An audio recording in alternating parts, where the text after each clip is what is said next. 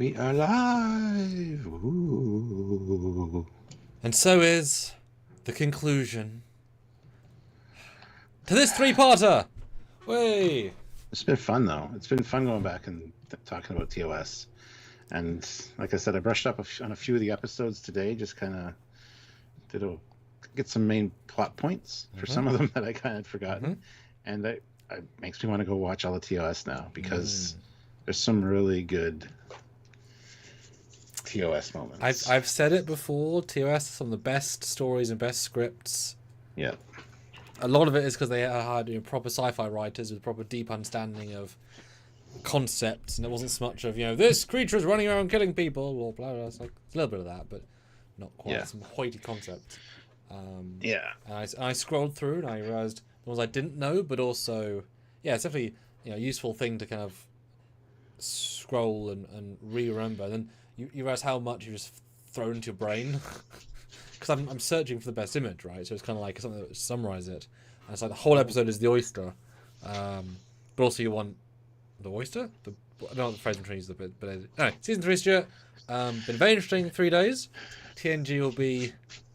I think we all remember TNG more because maybe. I mean, we also have reviewed 5 seasons, so we should know those episodes better.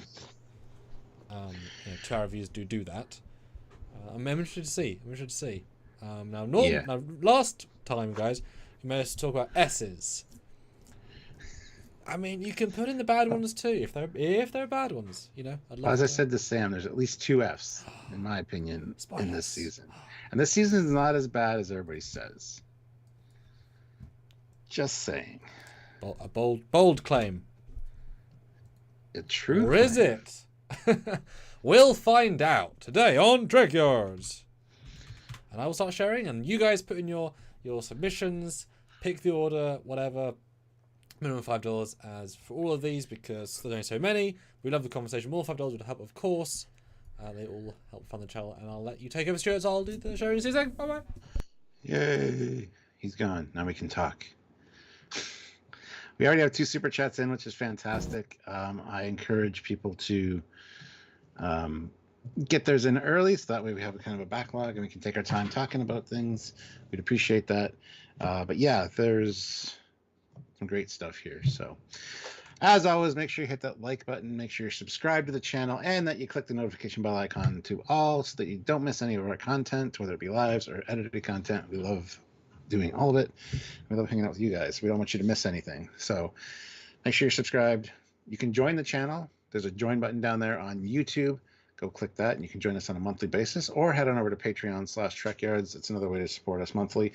Again, big deal, really helps us out. So if you can, please do. We appreciate everyone that does. We also have links down below to the Teespring and the TeePublic store. I encourage everybody to check out TeePublic. They have some really great stuff, not just Trekyards related stuff, but other stuff. And it's a fun store. You can get a lot of really cool stuff, and I really encourage people to do that. So anyhow, this will be fun. We already have 2 submissions in, which is great. Thank you, Matt, and thank you, Classic for Real. But we will get into this as soon as Sam is done sharing, and hopefully have a good 2 hours of conversation about TOS, the final season. Dun dun dun. Will Star Trek ever return? We don't know. Or do we? I don't know. There's less suspense now. It's fine. So anyway, welcome back, guys. 20 of you here, 10 likes. Hit that like button. Let's get those likes up to 20. We can do that. No problem. All right. Okay. I'll ask the same question. Oh, God. And I'm not insane because you might say something different. When you say season 3, what do you think of first comes to mind? That everyone says it's bad. See, you had notes this time. Episodes in season 3. Well, yeah. But it also includes one of my favorite episodes of TOS ever, and that's the Enterprise incident. So, and also how it ended with this Turnabout Intruder. It's just, there's some bad stuff here, but it's not that there's no good episodes. There's just 2 noticeable, really bad episodes. And one of those, in my mind, is not Spock's brain. Pardon the pun, in my mind. Haha. Spock's brain's actually pretty interesting. Could be better, but Anyway, we'll get into that, I'm sure. Did you tell the wonderful audience that if they disagree with you, especially, they can move it? Well, they don't. They will never disagree with me. It's fine. So if you think we should code of honor it, oh no, that way. That way. Yeah, that way. Yeah. Yes. If you don't agree with our assessment, you can move them with a $5 super chat. One tier for $5. If you really feel strongly about an episode, you can move them. So yeah, keep that in mind. So when I think 2S season 3, I think no one talks about it as much. The highlights are in season 1 and season 2, as we've looked at. Then you forget, Tholian Web is in 3, as is just Enterprise instance. Like, wait, but how did the worst season make 2 of the best, like, high-up ones? Yeah. But then you remember what else is in season 3, like, okay, because there's just... as I was scrolling, I didn't sense lower budget, necessarily.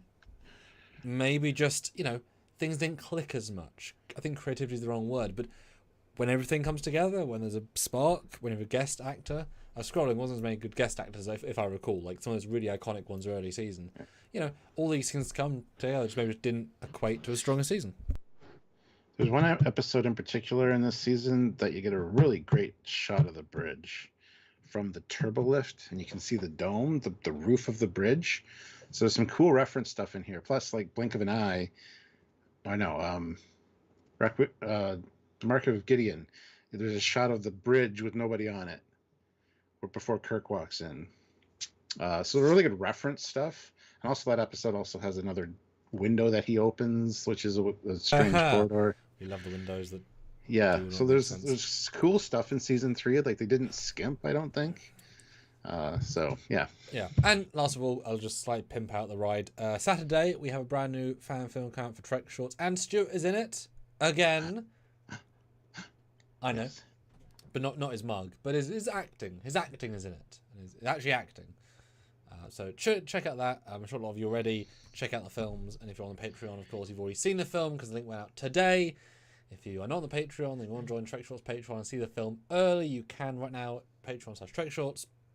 Any amount gets you access to the locked content, and you can watch the film today if you'd like. It's a fun film. It's big, but also small. It's just pretty good, isn't it? I enjoyed it a minute. Saturday. I mean everything. And another super important announcement. Oh my God. On either March 1st or 2nd, we are going to be doing a review of Star Trek The Motion Picture. It's on a weekend. It's either going to be Saturday or Sunday. It's going to be at Trekyards, and it'll be fun, I'm sure. So tune in for that. And then we'll have one every month if we can of all the movies. So yeah, it's what we did for Section 31. Think the same thing. So I'm certainly be as brutal as I was for that, if it deserves it, but it's going to be the exact same Trekyards and review, whatever, So we will complain that there's no NX-01 in the wall. It's a continuity mistake. Yep. Just a timeline mistake. They could have changed it from Ramastered. Even harder, they could have. All right. Well, let's get into this one. I'm looking forward to it. Starting off with Matt Yarrington, $5. Trying not to beat again today. Okay, the Tholian Web. The visual effects in the original episode, pre-remastered, still wow me. Yeah. I'm going to look at the pre-remastered because I have all those on file. I can't say I recall them. Okay, they're not bad. I do prefer remastered, but yeah, Tholian Web, man. Fantastic episode. It leads to like In a Mirror Darkly. There's a lot of really interesting stuff. Plus the Tholians, you learn about these crystalline beings that live at like 400 degrees Kelvin or whatever the... Oh yeah, Web's great. Actually looks better, I think. Yeah? Yeah, this one's too CG bitty. Yeah. Let me do a comparison. I'd prefer... Okay. I mean, it's using a stock shot of the Enterprise, so obviously the Enterprise is lit really like as good as they did it. This, I think, is actually not very good. And also, look, the lighting doesn't match. Why is the Tholian ship being lit from this direction, the Enterprise being lit from that direction? Who cares? Well, I do, because it looks wrong. Yeah. That is definitely a better shot. With the cool... the orange hue works better. Yes, the Enterprise, you can see the blue screen. The Tholian being a multicolored. Isn't that a better shot? Yeah. Like the nuance of it does look better. Of the grading, I think, looks nicer. It reminds me of the old After Dark Star Trek screensaver. because they had a Tholian Web screensaver where the Tholian ships would just make the web. You got the Enterprise floating, and it looked like that. That's great. Because the new one's kind of looks better. The new one's kind of bitty and looks CG, right? It doesn't look very. Yeah. Why is it lit so bad? Wow. It continues. Sorry. That's all right. We learn about there's an interspatial rift to a layer of subspace, which the Tholians, of course, are interested in because Tholians be Tholian. Which picture do you want to use for this? Do you want to use the original? No, the new one's good. Keep it consistent. Okay. Sorry, guys. He's spoken. All right. Unless someone wants a super chat, we can insist. Somebody want to super chat in $5, we'll use the original frame. And in fairness, we'll be ridiculous and say if you insist and want us to look at the original version, we can put that picture up instead. So introduction to the Tholians, this new device, the Tholian Web, the web spinner ships, the subspace layer thing was really neat. Kirk just drifting in space and then fading in and out on the ship, and everybody thought he was dead, but then Uhura saw him, and everybody thought she was crazy for seeing a ghost or wishing that he was alive. It's a really good episode of Trek. It was one of the best episodes of TOS, in my opinion. It's absolutely a top-tier episode, and it's in season 3. I never think of it being in season 3. I always assume it's in one of the other seasons, just because everybody shits all over season 3 about how bad it is. But a really fun episode, and we learned that the Tholians like punctuality. I love the way Spock deals with them, and they have to stick around to get their captain. They finally do. Plus, we get the Defiant with its green glow, and you can get glow-in-the-dark Defiance, which is kind of neat. So, yeah, there's a lot of stuff to like in this one. Absolutely. Yeah, I mean, obviously it's benefiting from feature canon, of course, but the Tholians, I mean, Asia's a great name. There are a few races in TOS that just stand up as being, that just works, and Tholians are one that just works, even with them just being a helmet. But there's something about it that really works, and the sort of three-dimensional nature of the race, and it kind of flows in a way. The fact that Kirk it's a kind of a Kirk light episode is nice, because everyone else gets to kind of shine. Great jeopardy, you really sense he's going to die. A little bit silly with him floaty, but it's fine, right? Like, how are you going to do it? He's in 0G, whatever.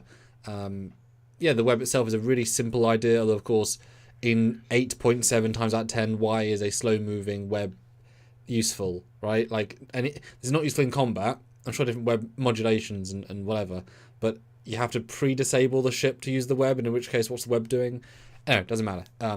Is the premise, although I do think it's a much worse design, given the only one's just a 3 triangle. I think it's a fine design, but it's not. It's so radically different. I think it's worse. That's why when I did my version for my fan films, it's the original just with more details, and a few flourishes I added. But it's I actually don't like the remastered Tholian ships. Yeah, they're too complicated. It just doesn't look very nice. Yeah. I as I said yesterday, we're not reviewing TOS entirely. This is per season, right? So when I think best of season, I think this is a best of season. Would it be in the same tier as yesterday's? Maybe not as quite as good, because there is some parts that aren't quite as strong, but I say that in that toppest of tier, right? But I think for this season, this is absolutely one of the S's, because it stands out as being just a proper sci-fi Trek canon using lore improving. Yeah. Political, well-fleshed. Yeah, it works really well. I would argue that it's in the S tier of all TOS, honestly. It's one of the ones that stands out. I guess I mean, when you start broadening S, if you were to take all the S's and compare them, this might be on the lowest tier of S. You know what I mean? That is what I'm trying to say. Thank you. Meant that as an insult. Oh, thanks. Oh, thank you. I don't... You're an ass. I don't think about this one for great writing. I think of it as good structure, good idea, good alien. But other ones in S's from yesterday are the writing is so good, as well as the concept. I mean, these are distinctions, right? But I think that's what I'm saying. It doesn't... Yeah. Will be interesting to compare, but that's not what we're doing today. For this season, it's an S. Yes, absolutely. All right, Classic for Real, $5, finally, after 3 days. The most classic of them all, Mark of Gideon, up there with the greatest Greatest. Oh, Code exciting. of Honor, Angel One, Shades of Grey, and of course these are the Voyages. Now That's exciting. you kept saying that, and I was like, Which one is that? It's this one. Hold on, I'm getting there. Well, it's funny. My non-remasters have the names. So I'm going to use the non-remastered as my reference because I actually don't have to Google anything. That was a very faffing thing to do yesterday. Yeah. So that's this one with the lady. Well, Kirk beams down to this planet, and it doesn't actually beam down to the planet. He beams onto an empty version of the Enterprise, and he meets this girl. Doesn't know where he is. The crew of the Enterprise don't know where he went. There's a lot of whole political back and forth with this council, because their planet is shielded from sensor scans or whatever. And we find out that the planet's super overpopulated. But they had enough room to make an exact copy of the Enterprise. Well, they killed like a few hundred people. It's fine. Yeah, crushed them. Yeah. And we get this shot. This is the window I was talking about, where the people just huddled up together, which is kind of silly. Yeah. But in spandex. I went through and watched most of this episode today, and it's actually not that bad. It's actually quite a cool concept. I thought she had died. I thought she got one of Kirk's diseases because that was the plan. Well, syphilis. To get her infected so that the people on the planet could start dying and thinning out the population. But they actually cure her at the end. Yeah.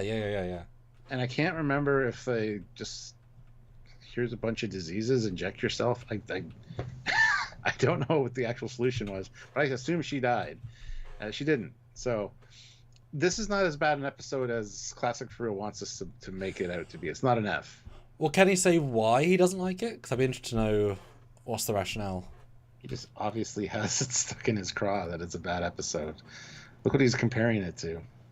But those are famously bad. Like, why is this one? Because I know there are Spock Experiment is the famously bad one. That's not famously bad. Yeah. So my gut, I've always enjoyed this episode quite a lot because I think visually it's striking. Behind the window is a. I mean, yes, you're right. It's weird, but it's striking as hell. I absolutely love the first third concept. Right, you beam in and out of the set, and I've been rewatching as you're talking, which is very useful. And the camera doesn't move; he just goes in and out, and you imagine the perspective of the character, be like, oh, did everyone disappear? Like, it's such a wonderful thing, and then you as the audience don't know where he is, but it's actually a set. So he's now in a set of his Enterprise. But it's got to be complete enough and laid out perfectly enough that he doesn't notice that, because he explores the ship. But nothing works. So suddenly you're actually watching it as a character on a set. But things do work. The view screen works. No, I mean phasers, warp, like the functional big stuff. There isn't a ship. There's some tech that looks like it works. I know what you mean, but there isn't a warp drive. It shows readings that they were at warp, they left the planet, and then they're now at impulse. But it's all computer readouts, right? Yeah. But I'm saying I love the fact that we now know he's on a set, and it changes how I watch the episode. I've always liked the performances of the lead guy and the lady. It's weird, it's creepy, whatever. It's a hell of a concept, and it's an amazing bottle show because you clone the bottle and have a real bottle and a fake bottle, and then I really enjoy this one. Like, I don't remember the ending at all. Fine. But the core premise, the first half, and the fact that Kirk has to really, like, it's a dark situation, and I do believe he gets quite despondent that this could be, he gets pretty serious, and I've always I'd say this would be a B. I think this is a really great concept. Yeah. Classic For Real answers our question and says, another YouTuber, Lore Runner, says it's one of the worst of the series. I think Lore Reloaded agrees too. Well, too bad. It's not. It's like saying Steve Shives hates an episode because it uses canon. It's like, oh, great. That's sort of the name of the game. Yeah, I mean, for the likes of concept and acting alone, I just love I'm watching and Spock beams in, goes to the fake Enterprise, and then calls our Enterprise from that Enterprise. But it's just the same set, filmed separately, but it has such a physical, audience, tangible, like, difference of vibe. I love it. It's great. Yeah. Yes, sir. So, not an F. Sorry, Classic For Real. Unless you disagree. I mean, you can bump it down to an F if you really want to. I mean, we'd love it, but also no. But we just fundamentally disagree. I'm glad I have the arrows ready.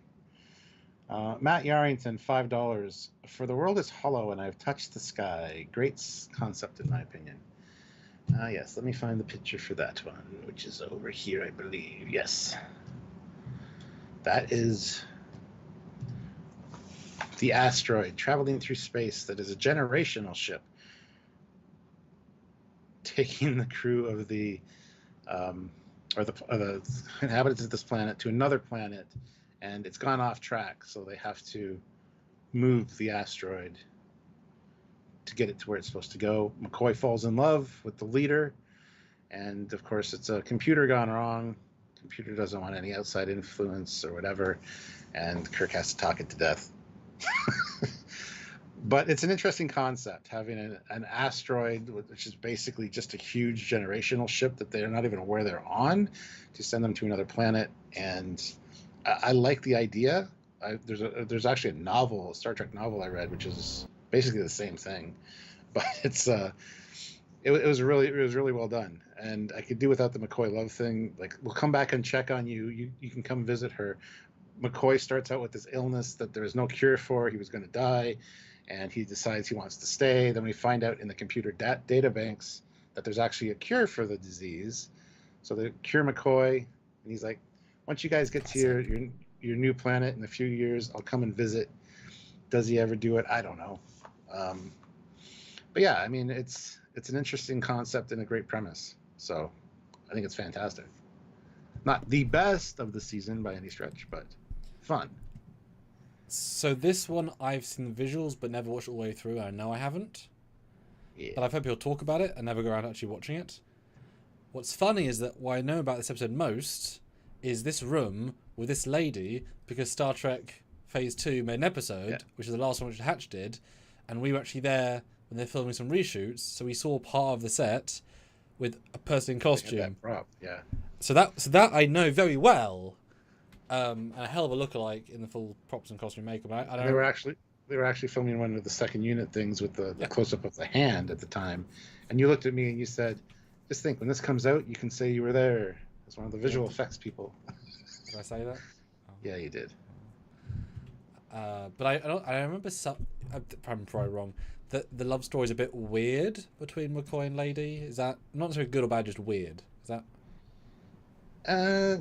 Yeah, I think it kind of comes out of the blue. Honestly, they just immediately see each other. And it's like, oh, and then she takes care of him, and then after they find out it's a supercomputer, they find the cure, and because he had decided to stay with her. Oh damn! He was going to resign his commission, and then no disco chain for him. Once he gets cured, they basically say, "Good luck. We've reprogrammed it. You'll be fine. Bye, and I'll come back and visit. I promise." Until then, yeah. So like I said, I haven't seen it enough. I just know some of the visuals, so I'll let you judge on this. But I think people like it in general. But again, I haven't seen it enough. The concept sounds amazing. Like I've heard the concept vaguely. And it does sound fun. But obviously, you could do with having like clever special effects and like more development for such a high sort of idea. Yeah. What do you think? It's literally the name of the episode of Touch the Sky. If you climb one of the highest mountains, you can actually see like the inside of the structure. So it's not a sky; it's an actual. So yeah, I think it's at least a B. Wow. Okay. Well, obviously, people don't necessarily agree with us for B already. Where compared to that one? It's just so I have a metric. Where compared to the one that's already in B. Better, worse, comparable, or just different, about the same? Comparable. It's about the same, in my opinion. Okay. These actually might be C-worthy, both of them, honestly. But if I had to pick which one to watch out of these, it would probably be the Mark of Gideon, just because. And Surprise Porn. I prefer to watch Kirk. Yeah. Back on a well, he's good at it. Yeah. So I'm just going to put a B for now. We'll see if it needs to move later. Okay. But still, there's also a poll. I think it's kind of interesting. I'll read it out. I'm moving this. Hold on. Fair enough. Is TOS ... actually good? Just mid-trek, or weakest of TOS, which is not saying bad, but just the weakest. So 3 very different options there, and actually good, 79%. But vote now or ever hold your peace. Yeah. All right. Very interesting. All right, so what is next? We've got... I'm excited for TNG because I have strong opinions on TNG. We might align perfectly, but I know TNG. Yeah. Mark Lawrence, $5. Okay, held off long enough. Wink of an eye, not to be confused with Voyager. Blink of an eye. Yes. This one I had to refresh myself on because, yes, these people beam aboard the Enterprise and they move like super fast so that everybody else, when you see it from their point of view, is just standing still. Yeah, sounds like a mosquito. They get Kirk to join them at their speed, and they're trying to convert the ship to do it as well. And it's because something happened with their planet, and as a result, their biology changed. They became like this, and they can't reproduce. So they need to find new people. Whenever a ship comes by, they try to bring them into their speed so that they can have new breeding stock, essentially, to repopulate their planet. And every other time, the people have died from the transition. They never last long. So this time they hook up a thing to the ship, and they're trying to, I forget exactly the details of it. But yeah, it turns out that they damaged the ship quite a lot. It can't leave orbit, and then Spock basically injects himself with something to go to their speed. Him and McCoy worked out a formula to revert it. Kirk takes that, and then Spock runs around and does all the repairs on the ship super fast, like the panels are flickering and stuff because he's doing diagnostic work. And they're good to go. I don't remember the conclusion, like the actual solution to the planet's problem. I don't think there is one, because when she leaves, she kind of says, well, because she doesn't know that they're going to be going back to their own time stream, I guess. She says, your life up here will be as fast as mine down there. And then she beams out, and then that's when Spock... Well, there's a post-credit, as opposed to a bit at the end, which they're talking on the view screen in real time, so they must have slowed down. They're not in real time. Oh. That bit on the view screen, Kirk's surprised to see it. But it's a message. No. Yeah, it's the original message. It's the original SOS message that brought them there. And Uhura's like, oh, sorry, I hit the record button, or the play button. Oh, he's like, do you want me to take it off the screen? He's like, no. And he says goodbye to her. Because I assume by this point she's probably dead because of the amount of time that they've... So yeah. Boy, you need words and audio to not be tricked by that sort of horror trick. Yeah. But Kirk was super surprised to see it on screen. And it's actually a really good scene, that last one, where he was like, oh, sorry, sir, didn't mean to do that. So what are your thoughts about it? Good summary. It's an interesting concept. I hate the fact that even though, yes, everybody in the background's moving slower, they're not moving at all. And the time relation doesn't work. So all the stuff that's going on at high speed would be over so quick, and all the stuff on the Enterprise would take so long that it doesn't really match up.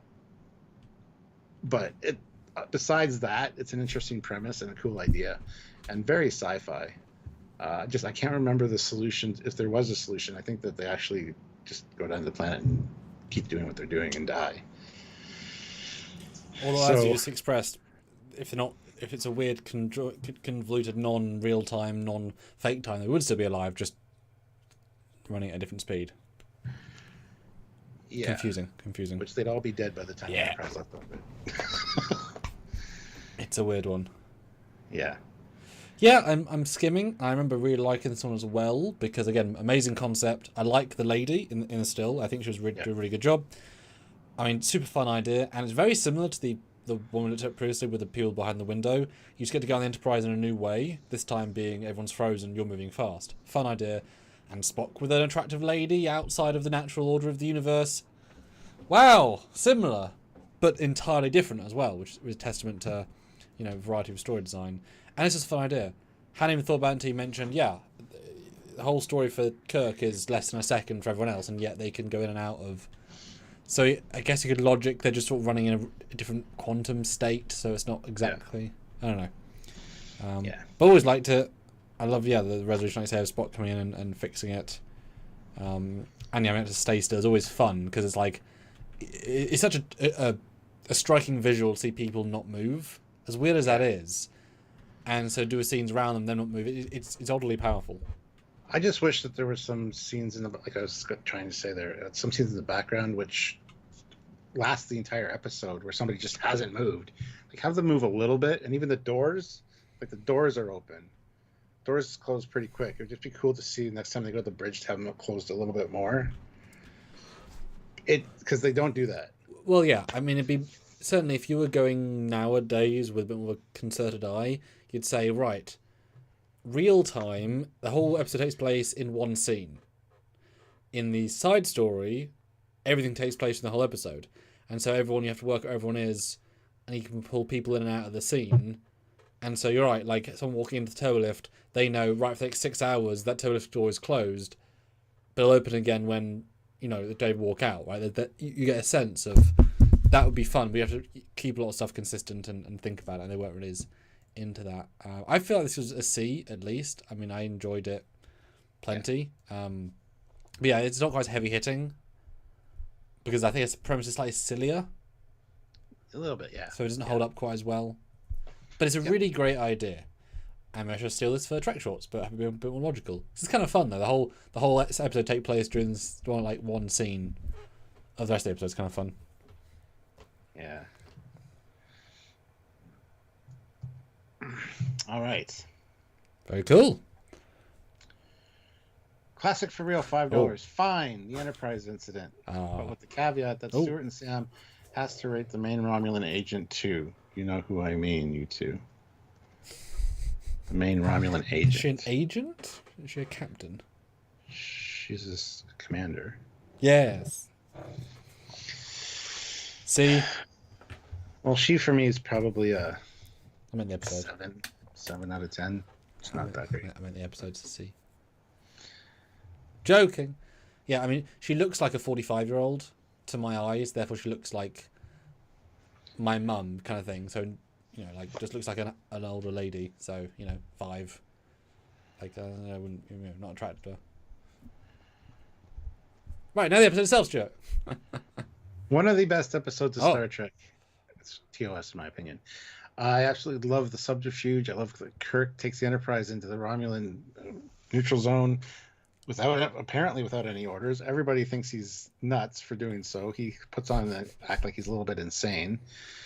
Later we find out, later Spock gets in on it. He's not in on it initially. It's an order from Starfleet to seize a cloaking device. We get Klingon ships as Romulan ships. Real world reasons for that and in universe, and it is kind of explained in universe, which I kind of like. The commander, yeah, she does a fantastic job, although she really pulls the 1960s I'm a female with Spock. Like, she drops her guard completely, and she kind of looks a little weak in some of the scenes because she's infatuated with Spock. I love that Spock kind of plays her, that him and Kirk are working together. Kirk being turned into a Romulan and the insults or whatever that come about because of that at the end, where Spock's like, really, it's not very flattering. You should probably go down and get those ears fixed. And Kirk gives one last look before he leaves, like, oh. So there's some fun stuff in that. And it's just the spy aspect of it. Stealing a cloaking device, installing it in the Enterprise, having the Enterprise cloak, just so the Federation can get some Romulan tech to study. And I love it. I think it's great. There are a few things that bother me, but I mean, Nomad being the cloaking device, just with it's Nomad's head. Nobody noticed. It's fine. And the Romulan guards are the same Romulan guards, the same 2 Romulan guards in different scenes where they've been like taken out and then they're back again. And what is happening? Yeah, they just couldn't afford extras, I guess, that day, but that's fine. Look, that woman loves hiring triplets. Yeah, clones. No, that was too clones. silly. No. Triplets. Her entire crew is triplets. That's why there's only 5 dozen people, and they're all triplets. She likes to be confused. But they all have different family secret names, so she can talk to them all separately because she knows who they are. Yeah. And also one of the other Romulan commanders or one of the other ships kind of feuding with it. Like he doesn't agree with the way she's handling things. And I agree 100%. Like she definitely gave Spock a little too much. Come join us. Oh, I trust you now. It's just classic Trek doing its classic Trek thing. A lot of really good things in this episode. And the remaster is great because they have like a Romulan bird of prey, and then the Klingon D7s as well, instead of just like D7. And it's just that visual of seeing the Enterprise surrounded by 3 Romulan ships is great. Yeah, I love this episode. Except, as I'm gonna devil's advocate a little bit, the only issue with this episode is that it's got one of the biggest character problem, going down in quality, right? Ron Commander is an A++ at the start. She's absolute, feminist icon while not being feminist icon. And then by the end, she's a not quite blubbering, but she's a severely weakened character by the end. Yes. Like by an absolute mile, and it's kind of not fun as much to watch the end. Now, obviously, it's super important to the story, but they do her dirty, one of the most in all of Trek, because she starts so strong, and then she ends so weak relatively. Now, yes, Spock is famous, yes, whatever. Yes, it could have made sense, but they kind of jumped the gun a little bit. Had there been more TNG era, and there'd been a prequel episode with the Romulans, and she was in it, and it got around that they liked Spock. Like, you could have set it up to make sense, but it's very full on for a not logical. Like, it doesn't quite work as well. But that's the big problem, right? That's the 60s, and it's impressive what they did. Love the redress of the sets. The TOS Enterprise to be Romulan, and out of fan films to Romulan sets with just a bit of recoloring. Love it. Very clever. Gave them a pretty good feel. Costumes obviously very good. I love when we worked out the background extras in our review. It's like that's the same guy there and there. That's what we noticed there and there. And helmets to stop people from needing makeup, etc., etc. The fact that it starts with Kirk being a dick, and it's great. It's a hard first watch, amazing second watch, because that's how committed he is, right? Roman ends great. Quick and Ice is a little bit silly, but it's advanced. It's very TOS silly. And in a similar vein, the episode falters for never being mentioned again. Even this is, in theory, one of the most important things they ever did. Stealing a flagship level, in theory, cloaking device. And it works. Would change the balance of power, but it's never mentioned again. Until Star Trek Legacy. So it's it's an episode of great writing. The first half is magic. And then a chunk isn't as good. No, I'll agree with that. Yeah. The beginning, the first half is amazing. Getting into the neutral zone and stuff. And in fact, this would be an amazing movie. Kirk, let's say Wrath of Khan era, Admiral Kirk, it's 5. Kirk is on a secret mission to go neutral zone, and he gets captured by Romulans, and you get Romulan sets, and you get equipment. It'd be cool, right? But I mean, clearly it's an S. Even with the less good second half, the heights it raises to are incredibly strong, and she's inspired casting, and Spock's good in it, and it could have done with it being a 2-parter, or having a prequel to set up some of the development to make it make more sense. But I mean, that's that 60 is not necessarily it itself. Yes, exactly. Yeah. Yeah. Good call. All right. Matt Yarrington, $5. Fine, Commander. I am that ridiculous. I will spend a $5 super chat to make you use the image from the original airing. Love the physical models. All right, I'll pull that one in. All right, swap it out. Beautiful. Yeah, that was good. It was good. It is good. Now, we will tease you once again, because it all helps fund the channel. It is in the trailer, so I can show it. But for another $5, we can add the Foley in a Tholian's Web to the mix. Ooh, yes. And people can compare the effect to the Trek Shorts 2024 version. There's a shot of it in Tholian Web, just saying. And who's on the Foley? Who's on the USS Foley? Who's the captain of that ship? Oh, some Luddite. What the hell was his name? Donald? Galloway? Oh, snap. No, I was going for a stupid Italian name.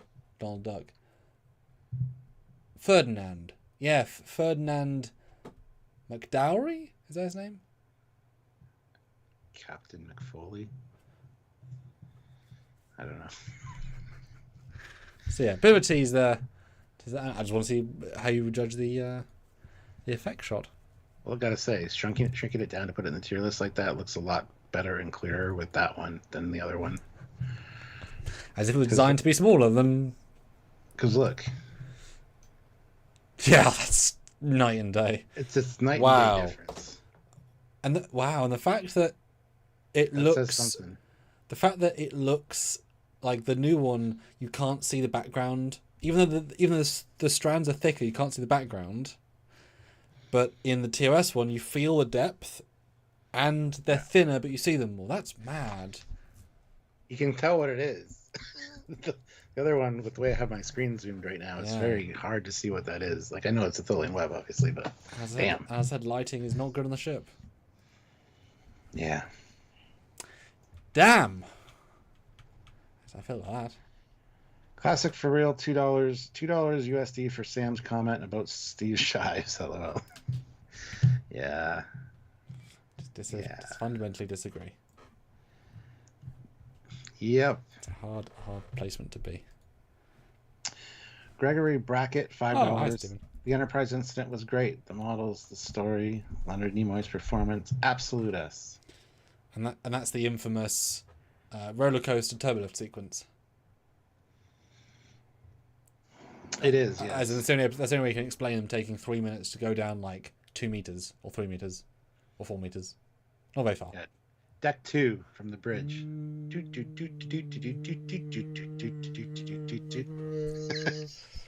Sorry, newspaper. Yeah. Get my phone. Well, they had to divert because there was another turbo lift at that one, so they had to go around the entire saucer section and then back up. Yeah. Which is funny because would you want the turbo to tell you they're diverting, or just because I imagine that, like, if you a total tangent, people putting more episode names in, like if you lived on in a house with like 3 things of stairs, right? Wouldn't your brain start ignoring the amount of stairs you have to go down and up every day, so you wouldn't notice it? So then imagine if, like, you suddenly add another flight of stairs. How long does it take to notice? Because you're so used to they just keep going, right? Imagine the same thing. You're a turbo lift because you can't walk between decks really, right? So you're turbo lifting every day, every few hours of every day, right? So you're gonna start tuning it out. I don't know. Small thing. Yeah. All right. Well, Gregory Brackett, $5. Thank you. I just read that one. Sorry. We got double. Thank you. Yes. Olivia Julius, $5. Ugh. Not in the mood to look up season 3 episodes. Stuart, I trust you to pick a good one. Go have fun. Enjoy. Okay. Wow. It's a lot of confidence in you, Stuart. I like it. Yeah. Should I bring in an F? No. I want people to have satisfaction of making us talk about an F. Okay. Bring in a mid, and let's see how better mid or worse mid. Okay, let me see here. Okay. Yes. That's an iconic. That's why I picked this shot. Plato's Stepchildren. I kind of forgotten the premise of this, but I did a quick scan through today, and I remember these people had to leave their planet because their planet was dying or going to be destroyed. So they moved to another planet, and in the water, there's an element that actually gives them telekinetic abilities. So they become godlike. They've been there for 2,500 years. They don't die. They can move things with their mind. The only exception is the one small person who his body doesn't absorb that mineral or material, so it gets pushed around and bullied by them all the time. The Enterprise crew figure out the solution. They actually double dose themselves with it, so they have more kinetic powers after being used as like playthings essentially. And yeah, it ends with them kind of agreeing to not be pulling ships in for their own selfish purposes, because Kirk said we can come back at any time and we can duplicate this and actually be stronger than you guys, so you better just chill the hell out. And it pisses the one lady off, and the leader says, okay, we agree. Although why couldn't they double dose then, if that's all it took? Well, they just have it naturally from the water, but they don't have the ability to make it. I don't think. I don't know. Who gives a shit? Anyway, it's a fun story to see everybody acting like forced to do things like the dance Spock does and almost crushes Kirk's skull. Them acting like horses and this kiss. Games of like chess with like people and stuff. It's fun. It's a fun episode. It's not the best. And I feel like it drags a lot in the middle. There's a lot of trying to figure out what the hell is going on. But I mean, that's Star Trek for you. That's what they do. And yeah, it just on my quick breeze through today, it just, why is it so long to get to where they got to? So I need to rewatch the full episode to really get the nuance of it. But I remember it being an interesting idea and concept. So yeah. Yeah, this one for me, it's iconic, obviously, for a couple of reasons. This being the most will never be forgotten moment of TOS in world history. First ever on-screen kiss, forced by Shatner by breaking every other take, which is ballsy of him. Although I guess at this point, season 3, or 4, so probably not, whatever. But I remember this, of course. But I remember the great guest cast. The little person, fantastic. The main guy, fantastic. Lady, great cast, which helped the material. Some great little scenes, like you say, the kneeing of the horse, the chess, like good little, the slap, like these are good little bits that have been quite, like, iconic is the wrong word, but like raised. We've now done this over 3 days. We're seeing a lot of parallel ideas. I think this is more successful in the God's plaything, silly but keeps it dark, from what I can recall, than a lot of those other ones. It helps the sets are quite nice. Again, I'm scrolling. This is a consistent, good art design that is visually appealing while still being TOS. And it's a good conclusion. We can't necessarily kill them, we can't necessarily stop them, but we can make them better people. And it wasn't their fault they became powered, and you can understand it would corrupt. It all makes sense. Just, maybe don't be dicks, and then we won't have to come and bitch slap you in a way that you never experienced. Haha. Yeah, I seem to recall that maybe they had an antidote that would negate the effects as well. Yeah. It's naturally built up in their water. Yeah. So the longer they're there, the more powerful they got. But yeah, I can't remember. So. I mean, yeah. I like this one. I mean, there's a lot of memory. It's so silly, but it keeps something darker. Whereas some other ones in this season as well do not maintain that tone. So I'm going to give this at least a high C, maybe for its iconicness, touching B, because I would love to watch this one again. Yeah, it's absolutely a C. I wouldn't want to go any higher. Could have been better in many ways, but well, that's where like pacing I can't talk about, but I just remember the acting. Again, the little person is so good in this, and I remember him being so standout. Yeah, just a great idea. And then all of them in such a good iconic, Greek costumes at the end. Everyone's wearing fun. Yeah, just good stuff. Good casting. Yeah, fantastic visuals for sure.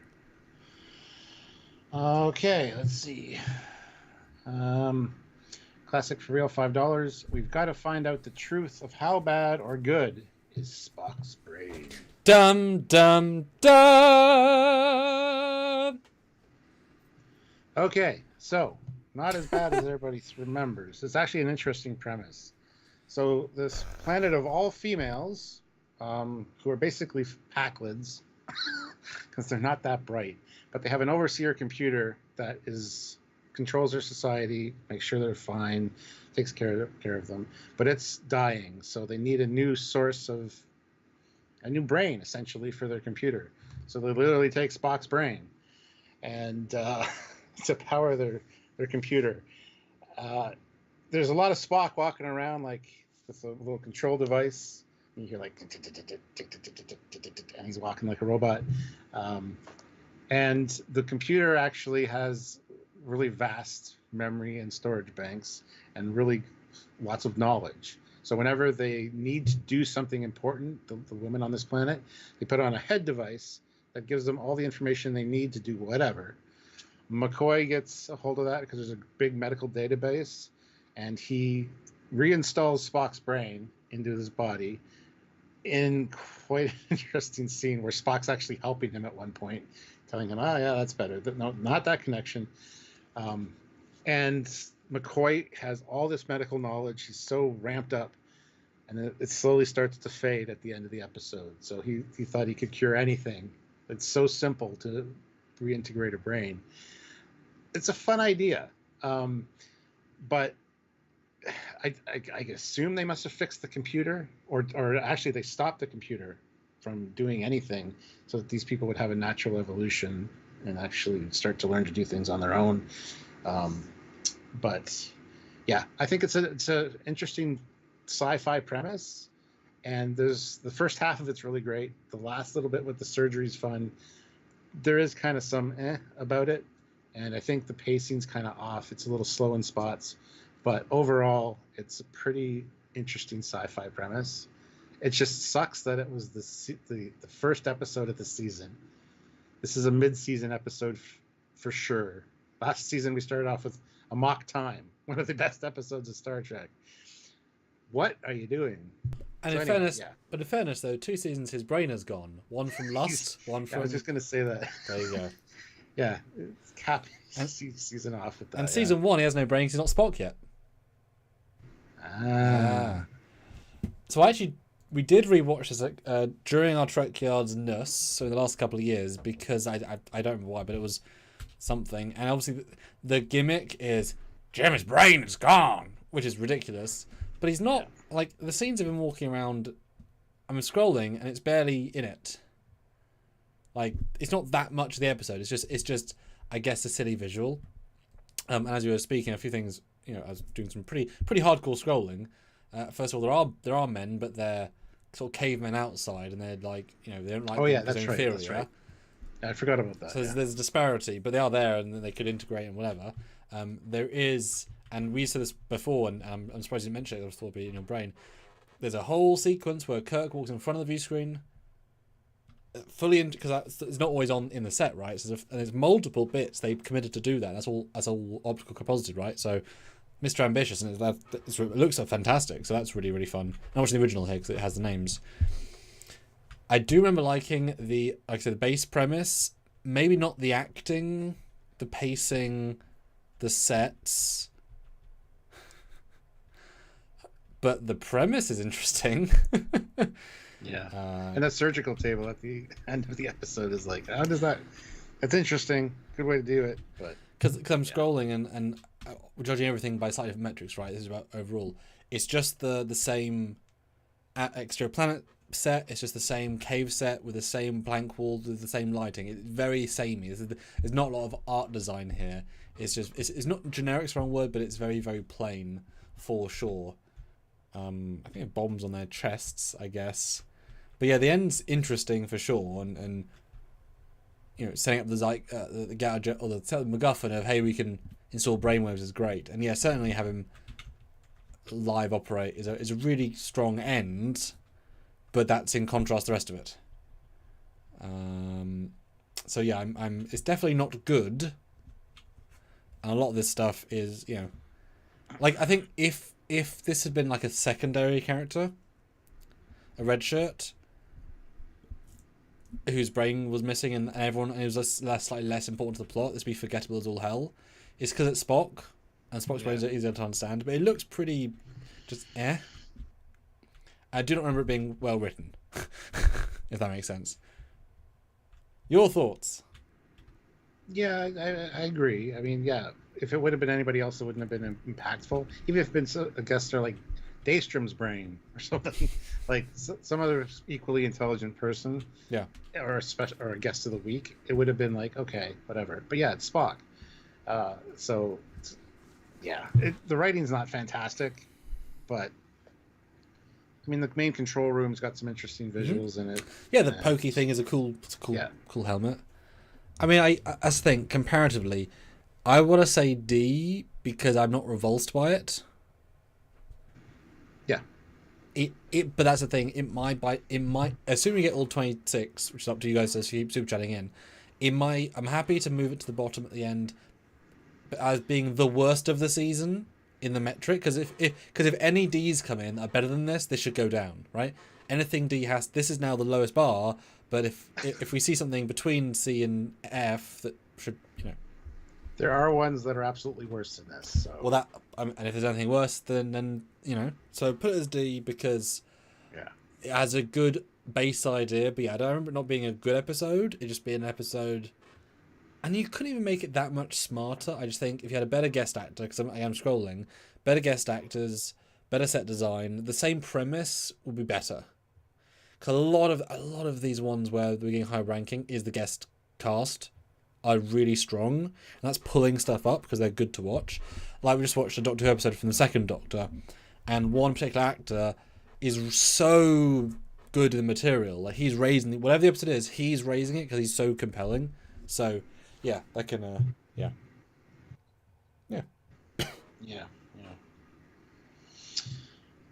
Okay, next up we've got Ozzy with $5. Show the Trekyards Web. What? You mean Tholian Web? And there's my Tholian Web shot from the trailer, so no bonus spoilers. That's what we're talking about, okay. So that's my shot, obviously you've seen it, with my TOS. It's funny, I've designed both a TOS and a post-TNG Tholian ship, which is rather fun to have done both. I guess your thoughts on the Tholian Web effect and how it looks, etc., etc.? Looks amazing. I love the shapes that are involved there. Yeah, like we've talked about Tholians quite a bit. It was one of our anniversary specials, and I play Starfleet Battles. There's different web configurations and stuff, so I love seeing this. It's the Foley class in there. Can't complain. I know Captain Foley is not a big fan of the Tholians. Keeps dealing with them, doesn't he? Well, he knows them very well, unfortunately. Yeah, and this is an effect I was able to utilize and then modify. But there's some additional glows. There's some choice to make, like the contrast between the orange and the yellow is so striking. Like you really can feel the gradient between the dark and the light. It's not just But I really like the effect, and it's a bitch to render because you got to render it in 4K because the strands are so thin. They have to have enough details to render. So it's a real FU to render. And one particular shot in this episode, obviously, there's the big thing. It's like at the camera, so that was like a day and a half to render. But it's really freaking amazing. Like it's all good. And in fact, there's actually two 30 members I've kind of shifted together. So I like that sporadicness. It's sort of random but structured. Although I don't think I would. A spider web. Yeah. Yeah. Well, I don't think I would attempt to do like in the episode. You cut between the web starting and forming because I don't think you'd have to would form it quickly. Otherwise, it wouldn't work. Enterprise, of course, fixes that by sort of creating a multi-point and then it just sort of forms. But I wouldn't want to try that effect because that's real freaking difficult, and you could commit like 2 full days of work just to make a 5-second effect. It's just not, if I was being paid, fine, but I'm not. So this looks lovely, and you work around it to save time and be efficient. But yeah, there you go. Yes. What do you guys think? Pretty positive. Let us know in the chat what you think. The OG web looks like the Enterprise is surrounded by digital walls without textures. Sure. Yeah. And Bill says, don't mention Doctor Who, Sam. Latest news. It's all rumours. All it takes is someone to say a rumour and say inside source and a quote that sounds realistic, and then they can spread. And then since it spreads, it spreads. It's like, we wouldn't report on it because unless it's confirmed. Yeah. And they wouldn't confirm it because they're on the season, so they're not going to confirm it. So. Perfect. Yes. All right, let's get this out of here. But let us know what you think about his render. It looks great. Yeah. Yeah, and it was fun to do Tholians, especially with the new lighting engine, to have all the little slices of the Tholian light the rest of it. It was really fun. And there's a great shot, again, not spoiling, there's a great shot in your episode where they move, but because of how reflections work, it like the different layers of light reflects as it turns, and so you get like a shimmer, which I could never predict, but it's just how light reflects. It's like, oh, that's the hell, I don't know what's happening. It's cool. That's cool. I don't know. Okay. Yeah. All right, we got Kyle Swinderman next with $10. Thank you so much. So much. Hey guys, slightly off topic, but Ooh. Red Letter Media guys fixed up the original Defiant console from DS9. They also did the exploded Enterprise D from Cause and Effect. Anyway, do Spock's brain. Just did. Which means you can pick another one, Stuart, because... Pick another one, yeah. Or I'll pick another one. Yeah, so we can keep going. Yeah, I did see that. I skimmed it, the video, to see. Yeah, I love the fact that Rich is such a good builder that they could have built a replica of the actual console. They built a display plaque, which is great. But yeah, lovely. Great they talk about it. I wish they're more accessible as a group, because I think they'd love to talk to us and we'd love to talk to them. Like, it'd be fun to have like a geek out with him and you know, get into it. I think we're both more knowledgeable about the tech, but he's probably more knowledgeable about the behind the scenes because he knows just random stuff. Like he'll know the writer to an episode and we will not, but we'll know all the ship names, classes, weapons, aliens, and I'll be able to beat them on a lot of technical stuff because I've had to learn that stuff. So yeah. All right, I'll pull one in. The Lights of Zetar. Is that what it was called? Yeah. It's actually a really good episode. It introduces Memory Alpha. We get a nice flyby of Memory Alpha in the remastered. Boy, I've used that a few times. I know. And a lot of the people, well, not a lot. All the people in Memory Alpha are dead as a result of this thing. Because this is the non-corporeal essence of 100 of the last inhabitants of a planet. Their planet got destroyed. Everybody died except for these ones. They've been floating through space. They need a body to actually live and experience things. And nobody matches up. The people at Memory Alpha all died. They all fought it, and they died as a result. But there's one lady aboard the Enterprise that's helping Scotty with some stuff. It's another Scotty's in love thing. Same with Who Mourns for Adonis, where she's compatible with them, and they want to take over her body. And basically, it's the whole thing is you can't live your life by taking somebody else's. Kirk tries to talk them down out of it. There's a lot about the episode I don't particularly remember. I know she gets put in a pressure thing in sickbay to force these beings out of her, and then she ends up being fine at the end. But there's a whole thing. The whole thing's pretty much a Scotty love story with this lady. And yeah, it's the visual effects in the remastered are really cool. But yeah, Memory Alpha introduction. But other than that, there's not a whole lot that I remember about the episode in particular. So interesting idea, having like corporeal beings that were strong enough to survive the destruction of a planet, and they formed this cloud of 100 of them that their consciousness are all basically trapped floating through space. I don't remember the resolution. I don't remember if they actually destroy it. I mean, they did fire phasers at it at one point, and that affected the lady. It was causing her pain because she was connected to it. But I can't remember the solution as to, did they listen to Kirk and go, oh yeah, we can't hurt anybody else. We're just going to exist like this forever now because you told us so. I don't remember. But yeah, it's kind of a meh episode in my opinion. I have not seen it. I scrolled it as I was watching it. I've never seen this one. Didn't know it existed. Didn't know where Memory Alpha came from. I was scrolling thinking, I've noticed who this lady is. She also looks like a lead person because she's a bit more conventionally attractive than... It's like she must therefore be a main character in this episode, right? Like, yeah, she's a specialist, like Leah Brahms kind of. Yeah. I mean, it looks... Memory Alpha for something to upgrade them. It sounds like a great premise. Very TOS. I mean, my goodness. Non-corporeal, aliens, planet blowy uppy, planet peril. A lot of, not recycled, but a lot of within a theme set. I think the master effects look nice. It sounds good. I've never seen this one. It's never come across my window. I'm trying to remember if Memory Alpha had a play in the ending. Like, did these beings transfer their consciousness to the Memory Alpha data banks? Well, they leave it in the episode, and there was enough. Seem to go back. Because there was enough room there because of the storage capacity of Memory Alpha. I don't think so. I don't think so either, but it looks like a bottle show with a dramatic concept. Yeah, I didn't realize Memory Alpha all got murdered or killed. That's okay. That's pretty dramatic. Hopefully, probably something you should know for you. Yeah, hopefully Nilsson wasn't there because otherwise she can't be in the rest of the episodes. What? She was gone for that amount of time. Yeah, in fairness, she does do a lot of things out. But I have to mention that at some point. It's like, oh yeah, remember that time everybody you know got killed because you were out on assignment? Just you came back as you and your cameraman. It's like, oh, wow, this is dramatic.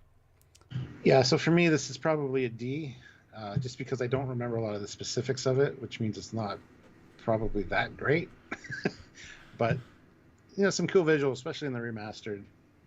And, seeing the Enterprise fly by Memory Alpha is such a cool visual. And I'm seeing what the representation was in TOS, because they mentioned it, but I can't see it in any form. What representation? What do you mean? Well, Memory Alpha.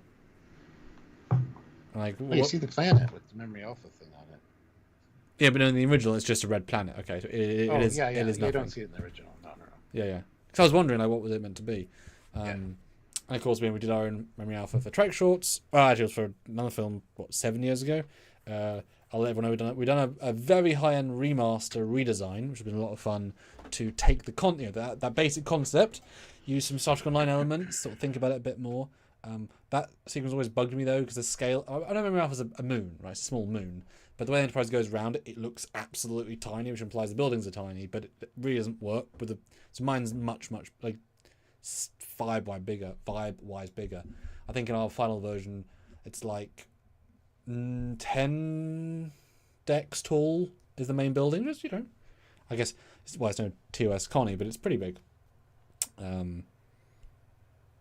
Oh, right, they removed Memory Alpha from Stowe? What? When did they do that?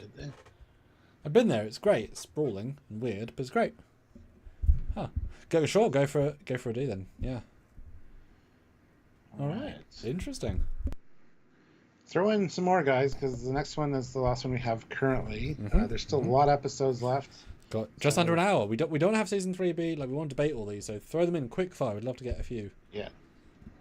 At least another 10, really. Kyle Swinderman, $5. Forgot to say they posted it today on their channel. Pretty neat to watch after the live here. I'll be watching that tonight for sure. Yeah, I probably will too. Yeah, it's nice when they get stuff and save it. I'd love to chat to those guys. I would too. I would like to get in touch with them. All right. So, do you want to pull one in, or do you want me to, or what's the deal? I mean, it's the audience, but I'll put in one. But really, it's about you guys. Well, Kyle didn't request one for the last $5. That's fine. Yeah. Plus, his one before that was $10, so we should. Absolutely fair. Yeah, let me bring in one that I do know well, as I let slides just go on the other one. Oh yes, absolutely this one. Go vote in the poll and hit like, guys. Day of the Dove? Yeah. There we go. Love this episode. This has always stood out to me when I was a kid because Klingons are great in it. It's another bottle show, but I'm not even going to scroll through, I'm just going to talk about it from memory. I love the actor, and I love the fact that there's still frames just after he bangs on the bangs on the back. And look at Nimoy. He's like, that was harder than it could have been. Like that's such a Nimoy face, not Spock. I'm glad I caught that. I like the alien. Wow, another non-corporeal alien. Shocking, keeps happening. But yeah, it comes to Enterprise. I guess triggers them to fight, but he gives them weapons. He generates whatever. So you suddenly see the Enterprise filled with swords of varying types, and they fight, and the Klingons take over the ship, kind of, but not really. And it's a fun like tug of war, kind of on the ship, but it's just fun. You can see both perspectives. The lady's good for the Klingons as well. And the sword fighting's fun and just silly and big, but also realistic and sort of just I've always really enjoyed this one. I think it's well written, and the ending very much like the Gorn episode, right? They are properly negative to each other at the start, as they are warriors, as they are in a Cold War, and by the end, the only way is it's not just stop fighting, but sort of have this real mentality of we will not fight because we don't need to fight, we don't want to fight. We're the war is not living right now. We're just people. Ha ha ha ha! And you feel it. It feels real. They will happily not kill each other and just go on with their day and live. So I've always enjoyed this one a lot. Yeah. It's always a 50-50 back and forth. Because no matter who gets killed, they come back to life. Yeah, that's nice. So when you think you got the advantage, you don't. And yes, all the phaser weapons, everything I replaced with swords, because the entity that caused all this feeds off of violence and hateful emotions. So they have a hell of a time convincing Kang that you need to listen to us, but they basically kidnap his wife and make her talk reason to him. Like there's a lot of propaganda in the Klingon Empire about the Federation, which she believes, and they have to kind of prove otherwise. And then, yeah, they all agree to stop fighting. They laugh it off, because when there's lighthearted emotions, the thing loses a lot of energy, and that's what drives it away. And yeah, Kang is great. I love his deep baritone voice. Didn't know that the Klingon commanders had their wives on board their ships. That's cool. Cool little side thing. But yeah, it's an interesting episode. Again, a lot of good reuse of props from the sets of other movies and TV shows, but that's fine. Interesting idea, and it's been used since then. Like, this thing feeds on negative emotions. How many times have we heard that in Trek?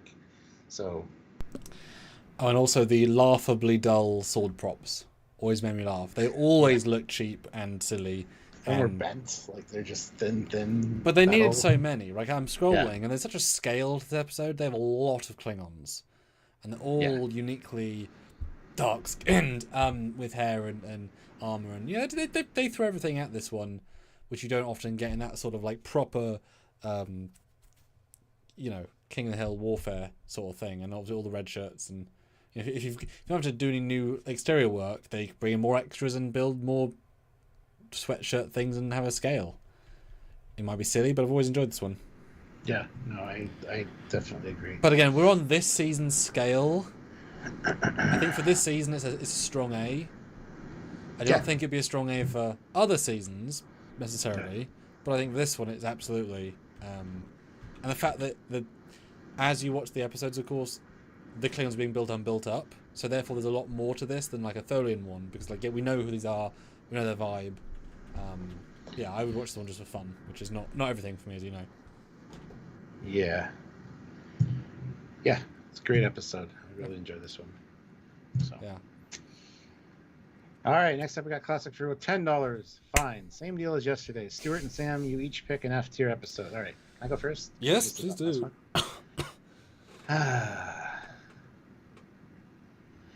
Oh, it's the corporal from the future. Brother. It's what? It's the corporal from the future. Not a corporal. He's a goddamn 5-star general. Why is he so shirtless with pretty good pecs? Sorry, continue. Yeah, he plays the 5-star general in Little Green Men and DS9. It's funny that he's this both ends of the scale. A warmongering general, and then this is the hippie peace-loving. So, Way to Eden. Dr. Severin. They got like little fried egg things on their shirts for some reason, and his ears are funky, but that's fine. They're looking for this planet called Eden, and they capture the Enterprise. A lot of 60s hippiness going on. Spock,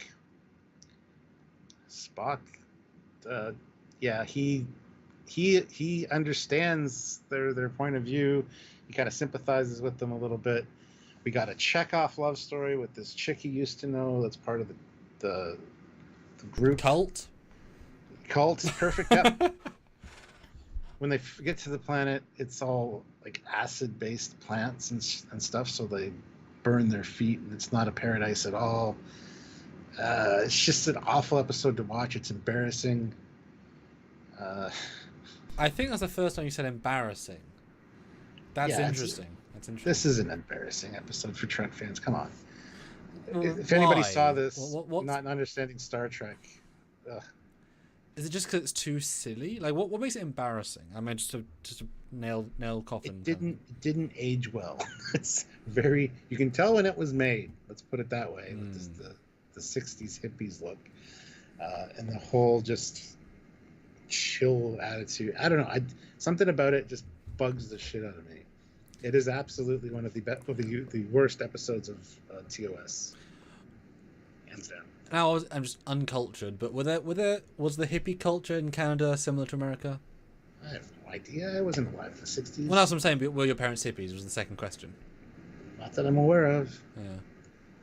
Because it was the idea. The reason the hippie movement existed was to protest the Vietnam War. And people being drafted to go over and fight for a war that we shouldn't have been involved in. Yes. So I don't think it really applied to Canada. Yeah. I'm sure there was some kind of that going on here, but... Because in media, it's such a thing, but I can't imagine there's that many people, relative to population, who became hippies. Like, enough to make the news and social zeitgeist, but I don't know if there's like 10 million hippies on the street at any given time. It might have been certain cities, like, you know, anyway. Yeah, this episode I have seen once or twice. You poor person.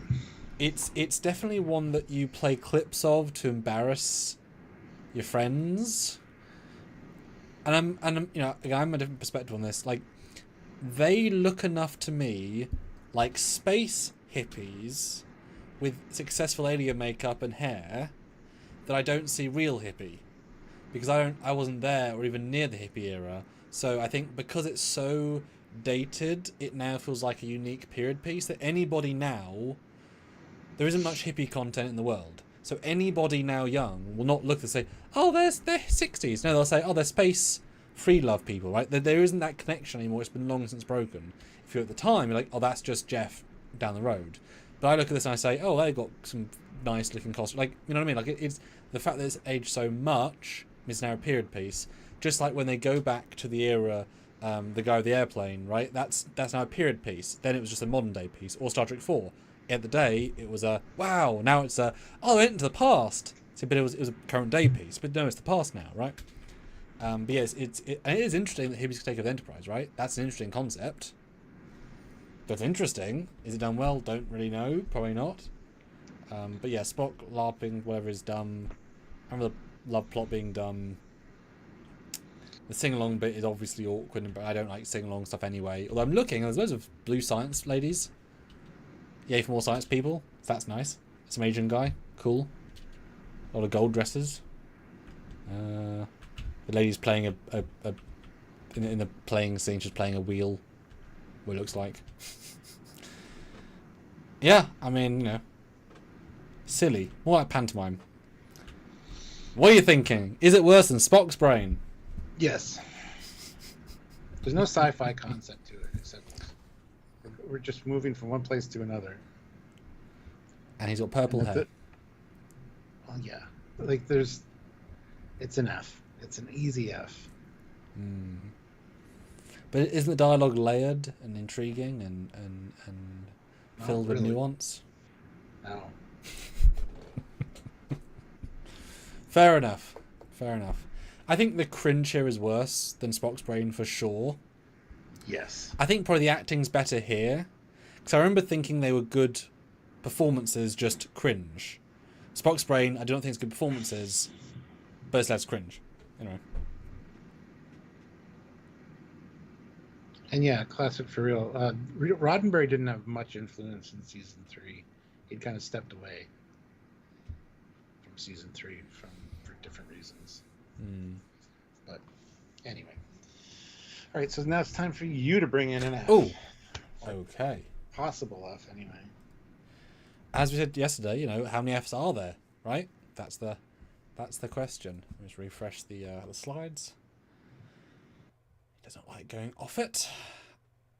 Oh no, that's not right. I am.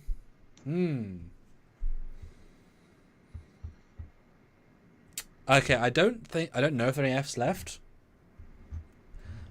So I'm going to put in one that is probably the weaker. I mean, I'm all right. Last episode. Obviously, it doesn't necessarily represent. This is the zeitgeist moment of it. This is the final episode, which is called. Which is this? Sorry. The final episode. Turnabout Intruder. Thank you. So this one, everyone knows is a weak episode because it makes women look terrible. But it's also a terrible woman, right? And so you shouldn't take it as a gendered thing, more just she's a crazy lady and she's crazy, that's why she's crazy, right? Performance-wise, well, it's not a liked episode, right, for various reasons. The performance of the lady, the sexism of it, like I said, but she's just a crazy lady. I'm crazy men too, right? Like you don't blame all men for Garth, because he's a man, right? So you shouldn't double standard that. Ends on an odd note, and it's like these are the Voyages, right? It's a sour end because it's not an end. That's why people dislike it more. But I think the lady does a great job playing Shatner. I've always liked when she goes that. I thought she's really good as that. And he is fully committing the silliness of being her. So even though it might not be respectful to each other, it's not trying to be. They're very intentional with what they're doing. So this is why I would say was the lowest ranking potentially of what we have left of that I know well, and a not well liked episode. But I think more for the ness of it.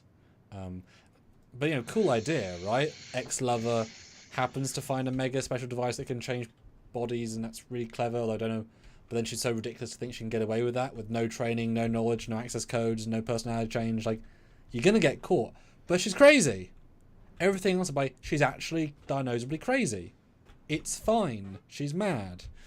But yeah, certainly one of the weakest and not a strong one to end on, of course. Your thoughts? Women can't be Starfleet captains. Now, is that actually a fact? No, it's not. Wouldn't be. Have you seen Enterprise? I assume it's just her way of looking at the world and how she perceives things, because she's obviously schizophrenic. She's obviously got issues. Yeah. So crazy that card. That could be retconned a little bit. Somebody just said it made Starfleet look misogynistic, and nah, not really. I don't think that's the case at all.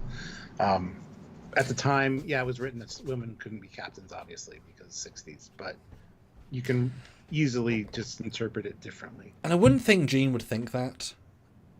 Like I said, he had stepped away from season 3. So, like, Cage is different. Cage, they said it in a way that's different, but that was significantly earlier, Antone and whatever. Because wasn't there a line in Cage? Which is odd then, because she's number 1. Isn't there a line in Cage? Yeah, there's something. Yeah, there's something like that. Yeah. But obviously, number 1 is the woman, and she's very strong in it. Yeah. This wasn't Gene. This was someone else got on the script. But again, she's crazy. If it's not clear she's crazy from the story, she's crazy. She says crazy stuff. Yeah. And also, she probably doesn't know Starfleet very well. Yeah. Has she space Googled Starfleet captains by gender? Probably not. All right. Shatner's acting is fantastic in it. He definitely acts like an unhinged character. I don't want to say an unhinged female, but he does do that very well. It's just a shame that this was not only the last episode of the season, but of the series remastered. Try to put a nice little spin on it by having the last shot of the Enterprise going into a nebula, or like a nebula in the distance. The jealousy vibes from her friend that is in love with her, but she's obsessed with Captain Kirk, and trapping him in her body so that, of course, nobody's going to believe her that she's him. I mean, there's a good story there somewhere. It just wasn't executed remarkably well. And if it had been a mid-season one, this is kind of like These Are the Voyages. If it had been a mid-season one, okay, cool. But the last episode of the final season, not that they knew it was their final season or their finale at all, it's just a sour note a little bit. And yeah, there's so many things in it, like the woman can't be captain, and you had an easier life because you were a man. If you take it for face value, it's the 60s stuff. That's fine. But I like to put the spin on it that she's just unhinged mentally. That's how she perceives the world. So it does work.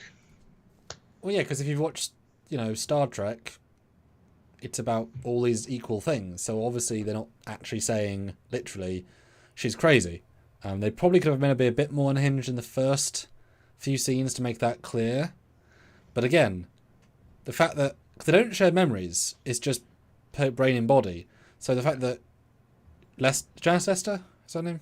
Yeah. The fact that she would have Kirk's computer access code and could override the ship, and William Shatner Kirk doesn't, would instantly prove her wrong. So the fact that she can't get if it transferred memories and she could fool you, that's interesting. But it doesn't do that. She'd be crazy. Yeah. Although I want to briefly, as I was scrolling, this was, someone please, for the next episode, this grabbed my eye. Never seen Majel Barrett look like this. Obviously I've seen the episode, but look at that. That's That's a specialist blue uniform in a different fabric. It looks like differently cut. That's a weird hair. That doesn't even look like Magel, does it? Like less makeup. That's really a weird look of her. It is, yeah. It's cool though. Yeah. Right. It is. Yeah. Like I want to give this a D because I think it does enough wrong conceptually.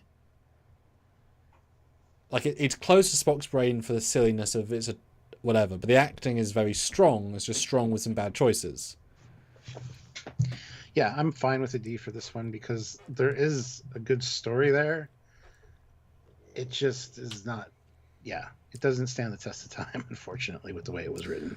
You'd have to do very little to it to improve it significantly. Yes. And it's not even the sixness, it's just the scripting and the way it's framed. It wouldn't take that much. Like I said, have them trade memories, or like for example, again, guys, you got half an hour, we've got loads more, throw them in. For example, if Shatner's body was in a coma because of it, and every hour the memories were going into, or the lady's body was in a coma, and so Lester was gaining memories every hour, so she had to stall time for say a day, and she was being presented with problems, and she could like access Shatner's mind to gain access, like the episode of Future Imperfect where Riker tests Data, and Data's like, and now I know the answer to the question, right? If you had that, and therefore you'd have scenes where Janice and Kirk would be in their own bodies in his brain talking, oh, Kirk, you never liked me. I did. No, you didn't. So this like internal battle, and then you have the external battle where she's actually doing quite a good job passing as long as she can blag, and you're seeing a lot of bluff. Like, that would have been really interesting, right? And so you're seeing Shatner playing a woman playing him, who's having to bluff being him. Like, you could make it really good without a lot of work. Yes. I don't disagree. Yeah. Stephen Fothery is here from Text Trek. How's it going, sir? Good to see you. $5. So thank you so much. I love Michael and Sarah as Kang, my favorite TOS Klingon. Such an awesome voice. He's also really cool as Techno Mage in Babylon 5 and Mr. Freeze in Batman the Animated Series. Indeed. And Tangerine Star 26, member for 53 months for rank of ensign, so thank you so much. Makes a difference, guys. Hi, guys. Thanks for being here and doing a great job. Ah, thank you. We appreciate that. Thank you for saying that. We feel a little... I don't think we feel this way, but sometimes I just get the feeling that, like, we're just here doing our thing and nobody notices. So I appreciate the kind words. That's nice. The powerful, faithful really do, but yes, certainly would be nice to have a bit more appreciation for the, Yes. Especially with many other places do talking ships. We do brand new renders to see them in new ways. We're not just screen capping low res. It's like you get brand new stuff with us, only with us. So that's okay. Yes. All right. Anybody else want to throw one in? There's still quite a few left. Let's go through the list of ones we haven't Quick talked fire, about. guys, please. The Paradise Syndrome and The Children Shall Lead. Is There No Truth in Beauty? Spectre of the Gun. Wait, what's the apple? Hold on, we're getting there. I'm reading them in order. Sorry! Don't just look at the fucking pictures. It's not a picture book. But I see so many pictures. Elaan of Troyius.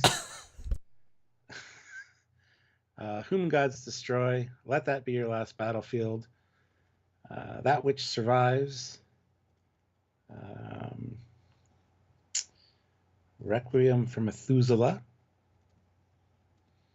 The Cloudminders. Savage Curtain. All Our Yesterdays. So those are the ones we haven't covered, which you guys can put in for if you are so inclined, because there are some good ones there. There's also one or two more. Yeah, this season's, looking at the chart, this season's got a smattering of everything, from bad to mid to good. Yep. Season 2 was a lot of good. Season 1, also a lot of good. But this one, yeah, you can tell the quality's kind of dropped off a little bit. So, and it's interesting because the concepts are still interesting. Yes. I mean, all these are visuals, and it's like if they were each 20% sleeker. There's a piece not quite working. A lot of them could be like all-time greats, but they're not quite working. Not bad, but that's what I mean. It's very interesting. Yeah, there's still some really solid ideas here. And there's one I'd love to talk about for the visual of the old green spire. 'Cause I'm still impressed by they built that. Yeah. It looks so damn good. And imagine trying to get that on location. I know it's Yeah. not the end of the world. You can do it relatively straightforwardly, but it's such an impressive prop. I really, really like that one. Classic for real throws in $5. Fine. The Elaan of Troy. I mean, Elaan of Troyius. Or however you spell it. Looking it up, dog. The Elaan of Troyius. That's fun. I like that. Yeah, this one... She's memorable for all the reasons. Yeah, she's a spoiled fucking brat, and I fucking hate her. And notorious for the dude beside her. Look at His that costume. costume is made of like plastic placemats and shit. Yeah. But that's fine. He does, but hers looks great. Hers is a really good art design. His is shite. Yeah. So she's got to go to another planet to basically make peace. She's got to marry this other guy from this other planet, and on the journey, she's got to learn all the customs and ways of the culture. The guy that's teaching her, I like his character. He actually gets stabbed by her because she's just a bitch. Kirk threatens to spank her. She's just an insufferable bitch, and it turns out that the jewel around her neck is actually dilithium. Yes. Which is a big point of the episode, because I forget why. I don't know if Starfleet needs it or if the other planet needs it. I don't quite remember the resolution. I just remember absolutely hating this. I hate her. I absolutely despise her. She's a spoiled brat who's entitled, and yeah, not fun. It's a pretty good episode. It's a tale as old as time. You know, it's prearranged marriage. Gotta learn the other culture, and she's just a spoiled brat. It was done in TNG. It's done in everything. It's been done for centuries, this story. But yes, yeah. How about you? What do you remember this episode? Well, I remember her face in that dress on like VHS tapes at conventions, like a really striking visual. So that I remember striking. I forgot the Klingons were in it. Again, great seeing brought back, right? Really like consistently building. I remember really liking her performance because she's so damn believable and committed. Yeah. Like, she does a great job because she does exactly what she's supposed to do. But like you don't believe she's acting for a second. I was laughing several times because I'm scrolling. Her costumes, I'm shocked she got away with them. I mean, what this costume doesn't show is that as we scroll her body, she's wearing a bathing suit level of crotch protection, which is crazy. And then a later costume, she's just got like metal bralette thing. She's like, that's a lot of okay. And then later she's wearing like, it's like she's able. What? This is the 60s. This is modesty kind of ish. Like what? Okay. Apart from that, I love the green guy. It's like an Andorian but green. Really good makeup. I remember him fondly for sure. Shatner's approach to her is definitely interesting. It wouldn't be necessarily loved now, but there's like loads of episodes where the cultural thing, you need to deal with them in their culture. It's like I remember in Enterprise when Archer has to like apologize for his dog peeing on a rock on a tree by doing this whole thing. Culturally, that's ridiculous, and we just look down upon it. It's their culture, so she has to be culturally spanked. And it's the same thing. It's the same thing, just handled, just where the story's. So I'm not gonna, that's the culture, right?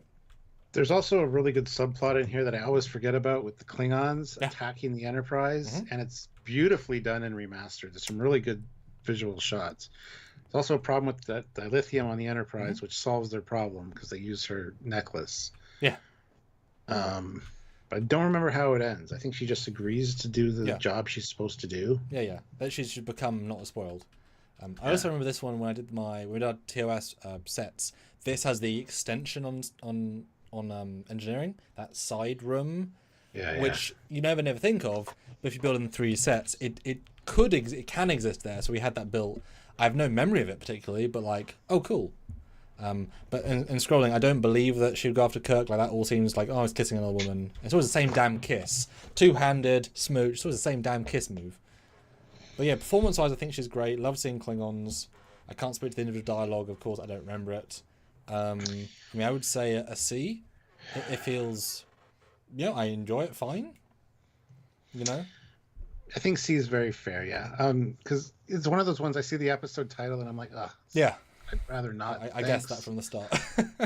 But then, yeah, the Klingon stuff is really well done. Like, there's a really good middle part is really good. So, and I always forget about that. Using the canon. Using the canon. What? Why? Why would you use canon? It makes uninteresting stories and people. Anyway. Anyway, yes. So yeah.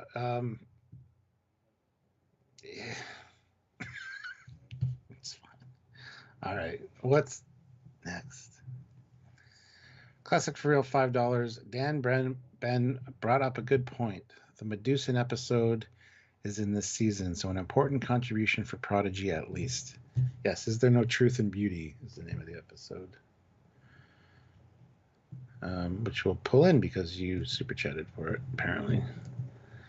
Okay, so this is Pulaski, one of her 2 appearances in this season.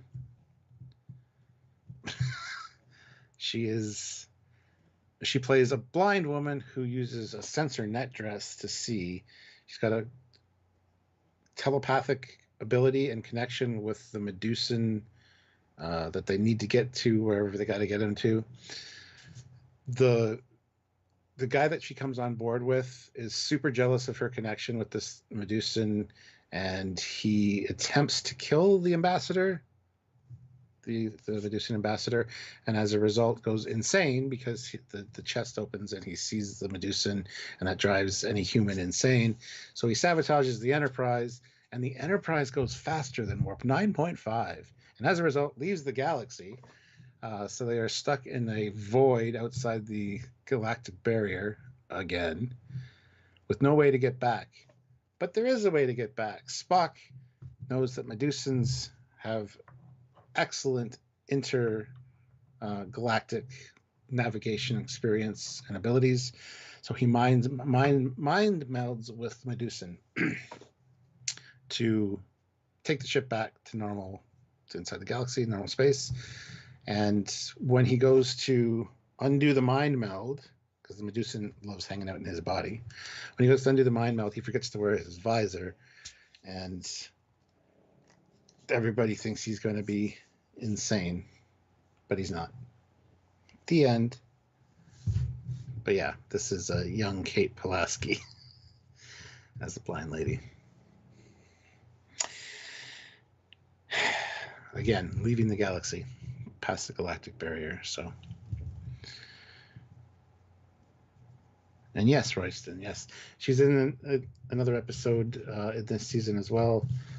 Pulaski, she is in where is it here? What is the name of the episode?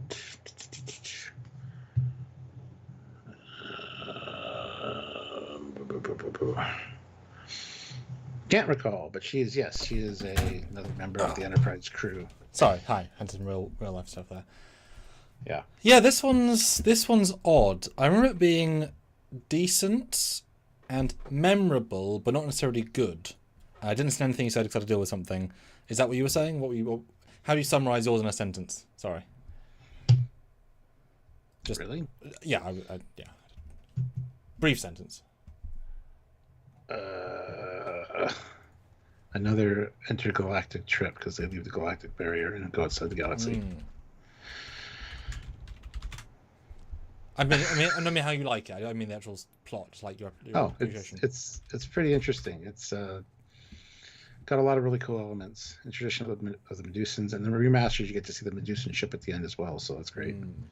But yeah, another breach of the galactic barrier and being stuck out in the void of intergalactic space. And she's blind, isn't she? Yes. But I mean, that's But isn't that a twist halfway through? Like she yes, yeah. Like I remember liking that twist even the first time watching it. I was like, oh, because she's got a sensor net dress. Yeah. But it's a very effective because she plays it. You can kind of sort of see it when you watch it back, so she would know. I mean, mid. I mean, honestly, I don't think it's particularly amazing. It's got a good base concept, but it doesn't excite me. If that makes sense. I don't remember anything particularly great. I've never been the biggest Dinah, whatever her name is, fan, although I think she's fine in this. I think she's only memorable because she came back, if that makes sense. She wouldn't stand out as being one of the many people. So I'm happy to give it a strong C. Like, it's good, it's fine, it's great, it's good, it's fine. I think it's maybe less interesting than B. Z. Yeah, I think it's C-worthy for sure. Yeah, she's also in Is There No Truth in Beauty? She was very pretty back in the day. Pleasing face, but all I ever see is Plasky's face. Like I overlay onto the TOS her older face. But isn't that? I mean, that's such a mind-boggling thing that they could do a show, and then something that's so many years in the future, they could bring out the same actors, and then be older, but like still around. It's madness. It's wonderful. Oh, sorry. It's Return to Tomorrow. That's the one she's in. That's the other one. Sorry, I can never remember the name of that episode. Yeah. I know the episodes are really good names, but they're very complicated names in TOS. There's some wonderful artistic names. So final 15 minutes, guys. We'll have to get at least another four inclusions. If you want to quick fire some $3, I think we can do that because we'd love to talk about the last couple. It's always sad to leave a few off the list. We've got a hell of a wide net, as you said. I'd love to quick fire some other ones. There's only one that Stuart hates in this lineup. So that's exciting, and no one has said it yet. Oh yes, yeah. Yep. I was like, when I hate. I thought I knew what you're talking about. I'm like, I don't really hate it, but then I remembered which one you're talking about. Yes, there's one I despise. I can't stand the episode. I'd rather watch Way to Eden. Because that's when you get to like the room level of good bad, where you can enjoy the shittiness versus just bad. Yeah. At least Way to Eden. Gosh. What do you think we've learned though? As hopefully someone puts in a final one or two. What have we learned from the 3 seasons? I think I've already mentioned that a little bit earlier. That this one has a smattering of everything. Yeah. It's all over the board as far as quality and consistency goes. Yeah. Whereas season 2 was just strong. Season 1 also strong, but kind of finding its legs a little bit. Well, there was less bad in 1. There was more middle and some strong. But it's like everything's skewed down. Yeah. It's not that. Yeah, it's interesting. It's very interesting. I think we've learned something from these 3. Very focused. I think we're going to learn something from TRG as well, because every time we work out a new way of structuring a review style, it's different. Because these would not be in the same place if we did all TOS, all Trek, right? A lot of these would be much lower. Yes. So, like subdividing is I find really interesting, and it makes you rethink. I'm super interested how, TNG, like season 1 to season 1. Right? If you're starting TNG, which will probably start next week, how do you view season 1 TNG? Well, if you're comparing to all Trek, there might be, I think there's like 4 that will go above a B probably. But it's going to be a lot of Ds, a lot of Cs, right? Just season 1. If you look at TNG quality, when we start just season 1, then the scale is really skewed. So yeah, this is interesting. Like, it's just everything's just lower. Still creative, still interesting, just not quite hitting. And the acting's still great. The actors are still fully committed. Like, they don't feel like it's the last season, right? It's just hasn't quite hit. And I wonder if there'd been a couple more S's in terms of the audience. Like, if they'd had a few more really solid ones, that maybe the legacy would be different. As in, to get a 4th season, although had we had that, everything would be different. And so it's good. It's good that we didn't, right? And the universe would have been different had, yeah. Plus, a lot of these are influenced by what came later. I find, like, the Savage Curtain, which we haven't talked about yet, introduces, like, Colonel Green and Kahless, and all that stuff is built on later. So, looking back with those eyes, a lot of these kind of lead into other things or get carried on in some way, which strengthens these original ones. Yeah. So. And we like bottle showy, use the ship well episodes, which is some of these are. Yeah. And Classic for Real throws in $5. Thank you so much. Most TOS-y episode gives TOS its name, Those Old Scientists. But if we can't because wrong captain and wrong show, let this be your last battlefield. This is the one I was thinking you were talking about that I absolutely hate. Commissioner Beale. I was not, no. Yeah, half black, half white. This is one full of a lot of filler, a lot of running through hallways. Like, there's just lack of dialogue. And it's so obvious what their message is, but it got past the censorship at the time and all that. It's just amazing that this made it to air. Good guest actor. He plays Riddler in the original Batman, 66. So that's all I see him as, really. But yes, hate each other so much that these two warring people, one black on the right side, one black on the left side, they destroyed their planet. These are the last two survivors, and even though there's only two of them left, what would it look like if they had a baby? Not that they could, because they're a guy and a guy, but still, would they just be double gray? Yeah, or they're both brown. Instantly makes a brown person, and then it there you go, done. That's it. One generation, you can fix the whole problem. It would be great. It's you know about, yeah. But it's like it's like the episode of Lower Decks with the squares and the circles. Now they go, yeah. It's like, oh, done. There you go. Yeah, it's exactly what it is. So there's some interesting dialogue in this, and a great premise, and a great concept for like showing how stupid it is just to hate somebody to the point where even though you're the last two left, you still have a hatred for them that you want to destroy them. They beam down to the planet. It's a good concept, not very well delivered in this episode. And literally the makeup is so simplistic. Like they were going for that on purpose, I think, to make a point. But damn. Yeah, that's about all I got on this one. And I've only ever seen clips of this one. A lot of this stuff is because back in the day, Dad wouldn't put it on, and that's obviously his personal preference. But I'm I want to speak about the makeup for a second. I wouldn't, like you said, simplistic. You didn't say it was bad. I think it's so effectively, the fact that it's that damn crisp is difficult, actually. Yes. And because it's so crisp, it feels not like makeup in a way that makeup would, because the entire show revolves around this needing to look really good. And I think it's incredibly effective because it just is so exacting. Now, does this count as blackface if they're also in whiteface? Because he's probably sort of more of a pinky guy, and so he's in both whiteface racist and blackface racist, therefore not racist. Well, no, blackface is something completely different. But I'm saying if you're literal, right? Like he's both, so therefore he's neither. But yeah, I mean, amazing concept, and it's so. But yeah, they could have done more with the costumes, which are just white leotards. The costumes are, yeah. I mean, simple name of the game. I get it. They're the same. They're the exact same costumes that the androids in iMud had, the male androids. Yeah. They show a little too much. It's not quite a Decker situation, but it's definitely close. Yeah. But as I'm scrolling, I love the visible commitment by the actors. I think they're really into the parts. I want to rewatch this one. I think this is obviously message over quality is how the society views this episode. But what if the subtlety is there? Just I don't remember the dialogue, right? I think the episode has like 35 minutes of dialogue, and the rest is just running through corridors on the Enterprise. Right. Just to fill time. It has the sense of it needed to fill time. That's the problem. If the message is just racist and bad, that's easy message, right? You can't keep harping on interestingly.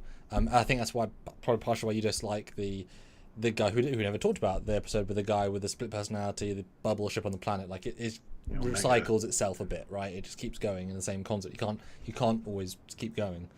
I mean, I'm happy to give it a C, right? I think as far as I remember I mean, it's a culturally important one, kind of. It is. I can't imagine it's as dumb as Spock's brain.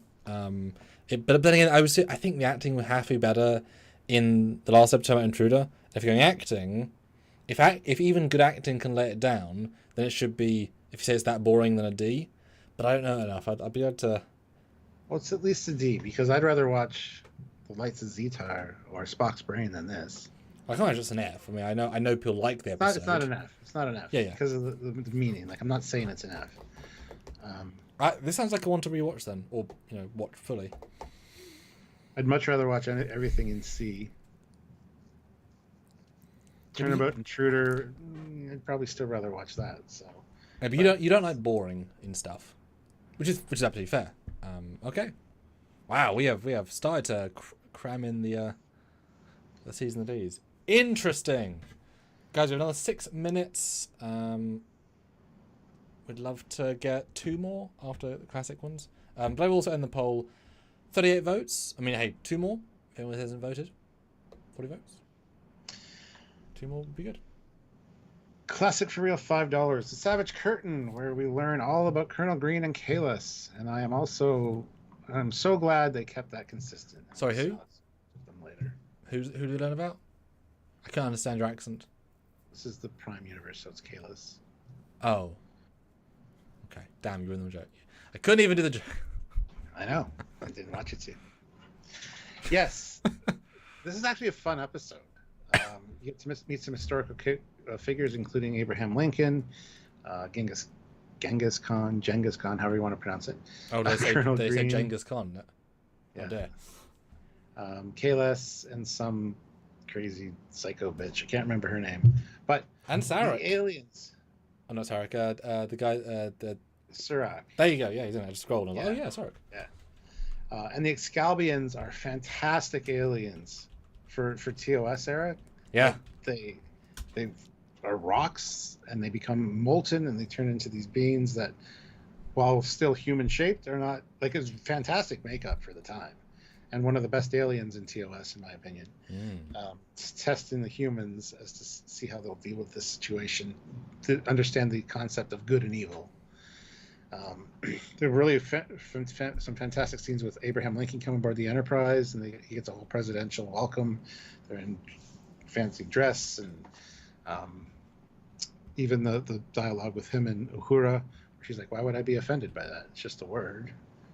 Like, yeah, it's a fun episode, and the visual of Abraham Lincoln sitting in his chair in space, it's right up there with the green hand that grabs the Enterprise and who mourns for Adonis. So I love the idea of the study of good and evil from the Excalbians and using these historical figures. It's fun. I mean, yeah, this obviously benefits from all future canon. But how, I think this is a great episode. I think the Lincoln actor is excellent. And if I recall correctly, they saw him do it for something else. And they have to age him up. There's some interesting story about why this guy's Lincoln, but he's really solid. I love the dress uniforms, and the fact that Kirk is like fangirling. Because until you know he's fake, he might be real. Gotta treat him real, right? And he's just so quaint and very effective. Had they been never touched upon, they would feel odd, these characters on the picture. But the fact that in the grand scheme, wow, he meets a Surak and a Kahless and a Colonel Green, and it's like, these are really meaningful characters. And it's like an Avengers team up of like, what? It's great. Although I don't know why Kahless would be in the TOS era uniform, but that's neither here nor there. Very much Gorn episode inspired. Like, they're looking at a fight, like as I'm scrolling, kind of that as well. That's fine. Excalbians, like you said, really good, really solid. Yeah, this is an all-round sort of... It's going for a lot that other Trek pulls from. Of course, this is the inspiration. It's silly. Of course it is, right? It's a chess game, fictitious characters all out fight. It's a Mario Party brawl. Like, it's silly, but they're inventing all the silly that we now take for granted. Saying, oh yeah, of course it's Colonel Green, but they're inventing the stuff right in front of us, right? Yeah, it's great. Yeah. So for me, this is probably a B, at least, because it's a very Star Trek concept. Yeah, if it was less silly, it would be higher, but you'd need future canon knowledge to do that, right? Like if somehow Kahless was actually in like an Enterprise era uniform, would be cooler, or even I don't know how to do that even. I don't know. They could improve it, but yeah, it's easy a strong B.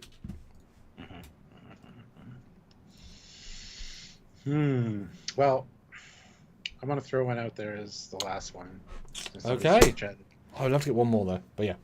I know, me too. But Ah yes, Stuart's official favourite episode that we want to talk about today. What's this one, Stuart? fucking Empath. It's a weird name for a TOS episode. They got fucking Empath through the sensors. Wow. Gem and the holograms. So these aliens have this chick. Oh, listen to his tone of voice. I love it. She's an empath that doesn't speak. And they capture McCoy and Kirk and put them in this just black void with like torture devices where they can hang them and stuff. And to see whether this chick will do the thing and heal them and sacrifice herself to save them. I don't understand why they did that. Because Jem does. She brings McCoy back to life at the cost of her own life. And then Kirk and McCoy are just free to go. It's more aliens testing empathy and understanding of emotions. It's an awful episode with nothing visually great to see. Literally, because they're in a void. I know. I hate seeing McCoy like all beat up and bruised and battered, and Kirk hanging, and it's just, oh my god, it's an awful episode, in my opinion. A lot of people probably really like this episode. It's probably got a really great message for people. It's sad, but what else does it do? I'm interested. Do you like this episode?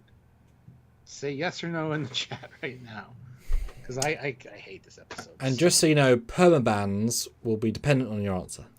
No, we don't do that here. No, we don't. This is a funny one because I'd never seen this one, ever. And I remember we watched this on purpose 4 years ago.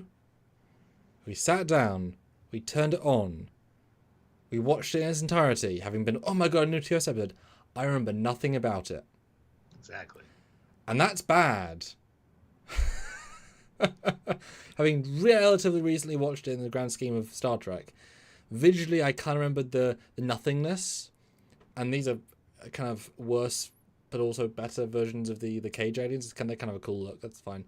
But yeah, nothing about it sticks beyond the, oh yeah, there's a lady, there's a dress that feels like a reuse from something else. It feels very much like I think we've seen that dress before. And having just skimmed everything, I'm like, oh, I feel like I recognise that. It's good to see the trifecta together, as work as a team. But yeah, I even forgot Spock was there.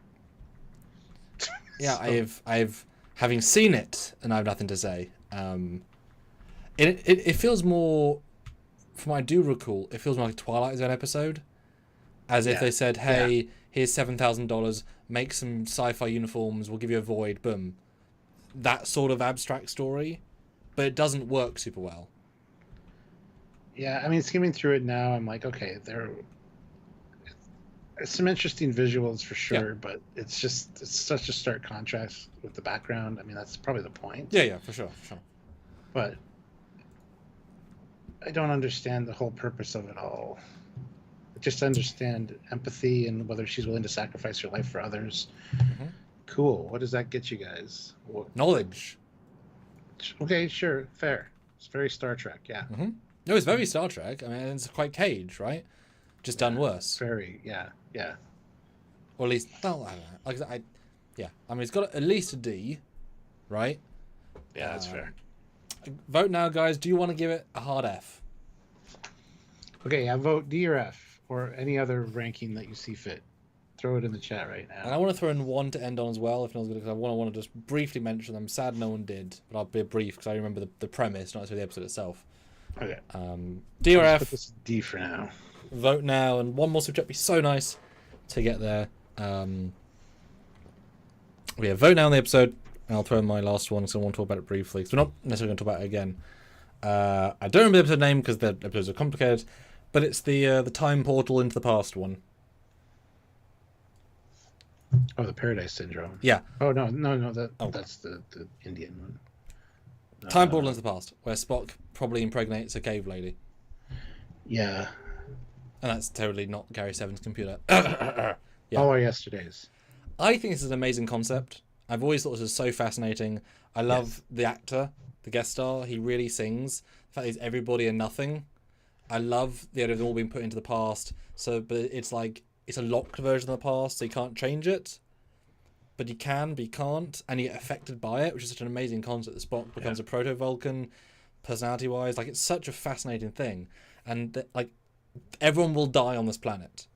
Like, they will get killed when the thing goes off. But if you don't know when, and you're living in a past of your own choice, then at least live your whole life, then it's a concept of dying, right? And it's just a library museum. And I love the setup. I remember it being really fun. What was it called again? Sorry. All Our Yesterdays. Yeah, great name. And Mr.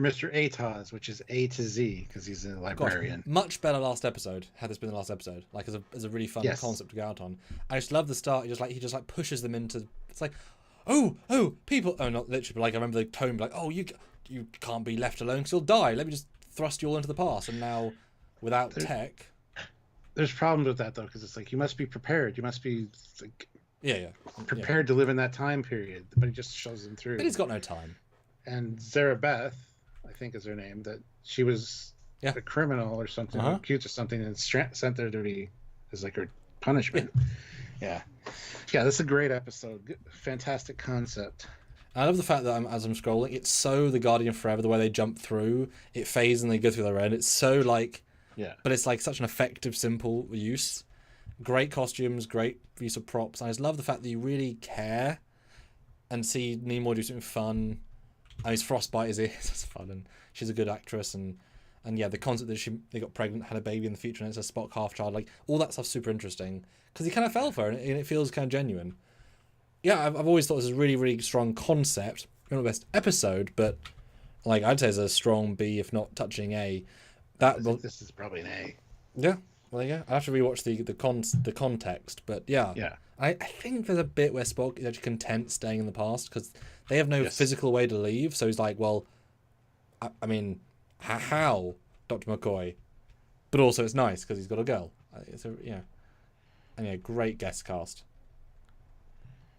Yeah, there's a lot about this episode that's really great. I just want to throw out as a really strong end. I've always liked this one. And also the ticking clock of the supernova going to go off, and they don't have contact with their crew on the planet, so they and they literally get out of there by the skin of their teeth. Which is sad. The whole thing is doom, but how does he save them? Even though it's just a fun idea. No, that's a good one to bring in. So, the only ones we didn't talk about: That Which Survives, Spectre of the Gun. Surprised no one put that in. That's a famous one. Yeah, and the Children Shall Lead, The Paradise Syndrome, Cloudminders, Requiem from Methuselah, and Whom Gods Destroy. At least 3 classics in there, but we don't make the rules. We do make the rules.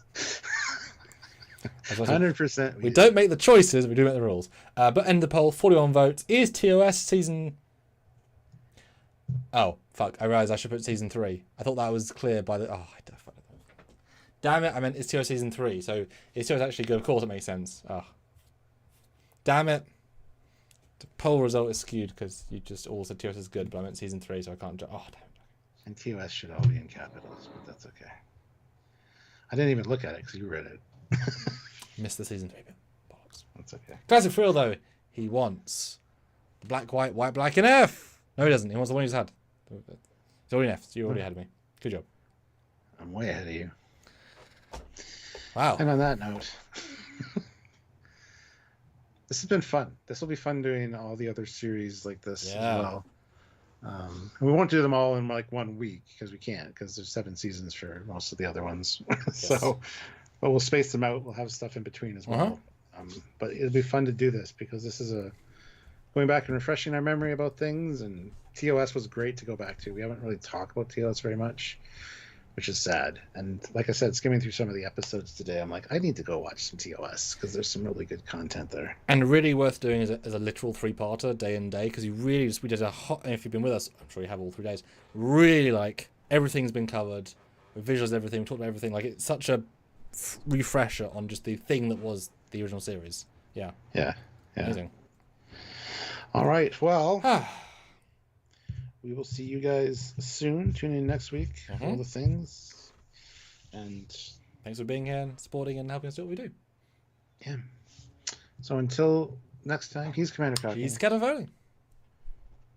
Bye, Bye, guys. Oh, Metallica fan, would you do the animated show out version of this? I would have to step out on that or rewatch them all or watch them all. I've seen like Maybe. 4. I considered that too. We might. We'll see. I watched 4, Stuart. I'd be NA for everything pretty much. It's fine. Yeah. All right. We'll think about it and let you Yes. guys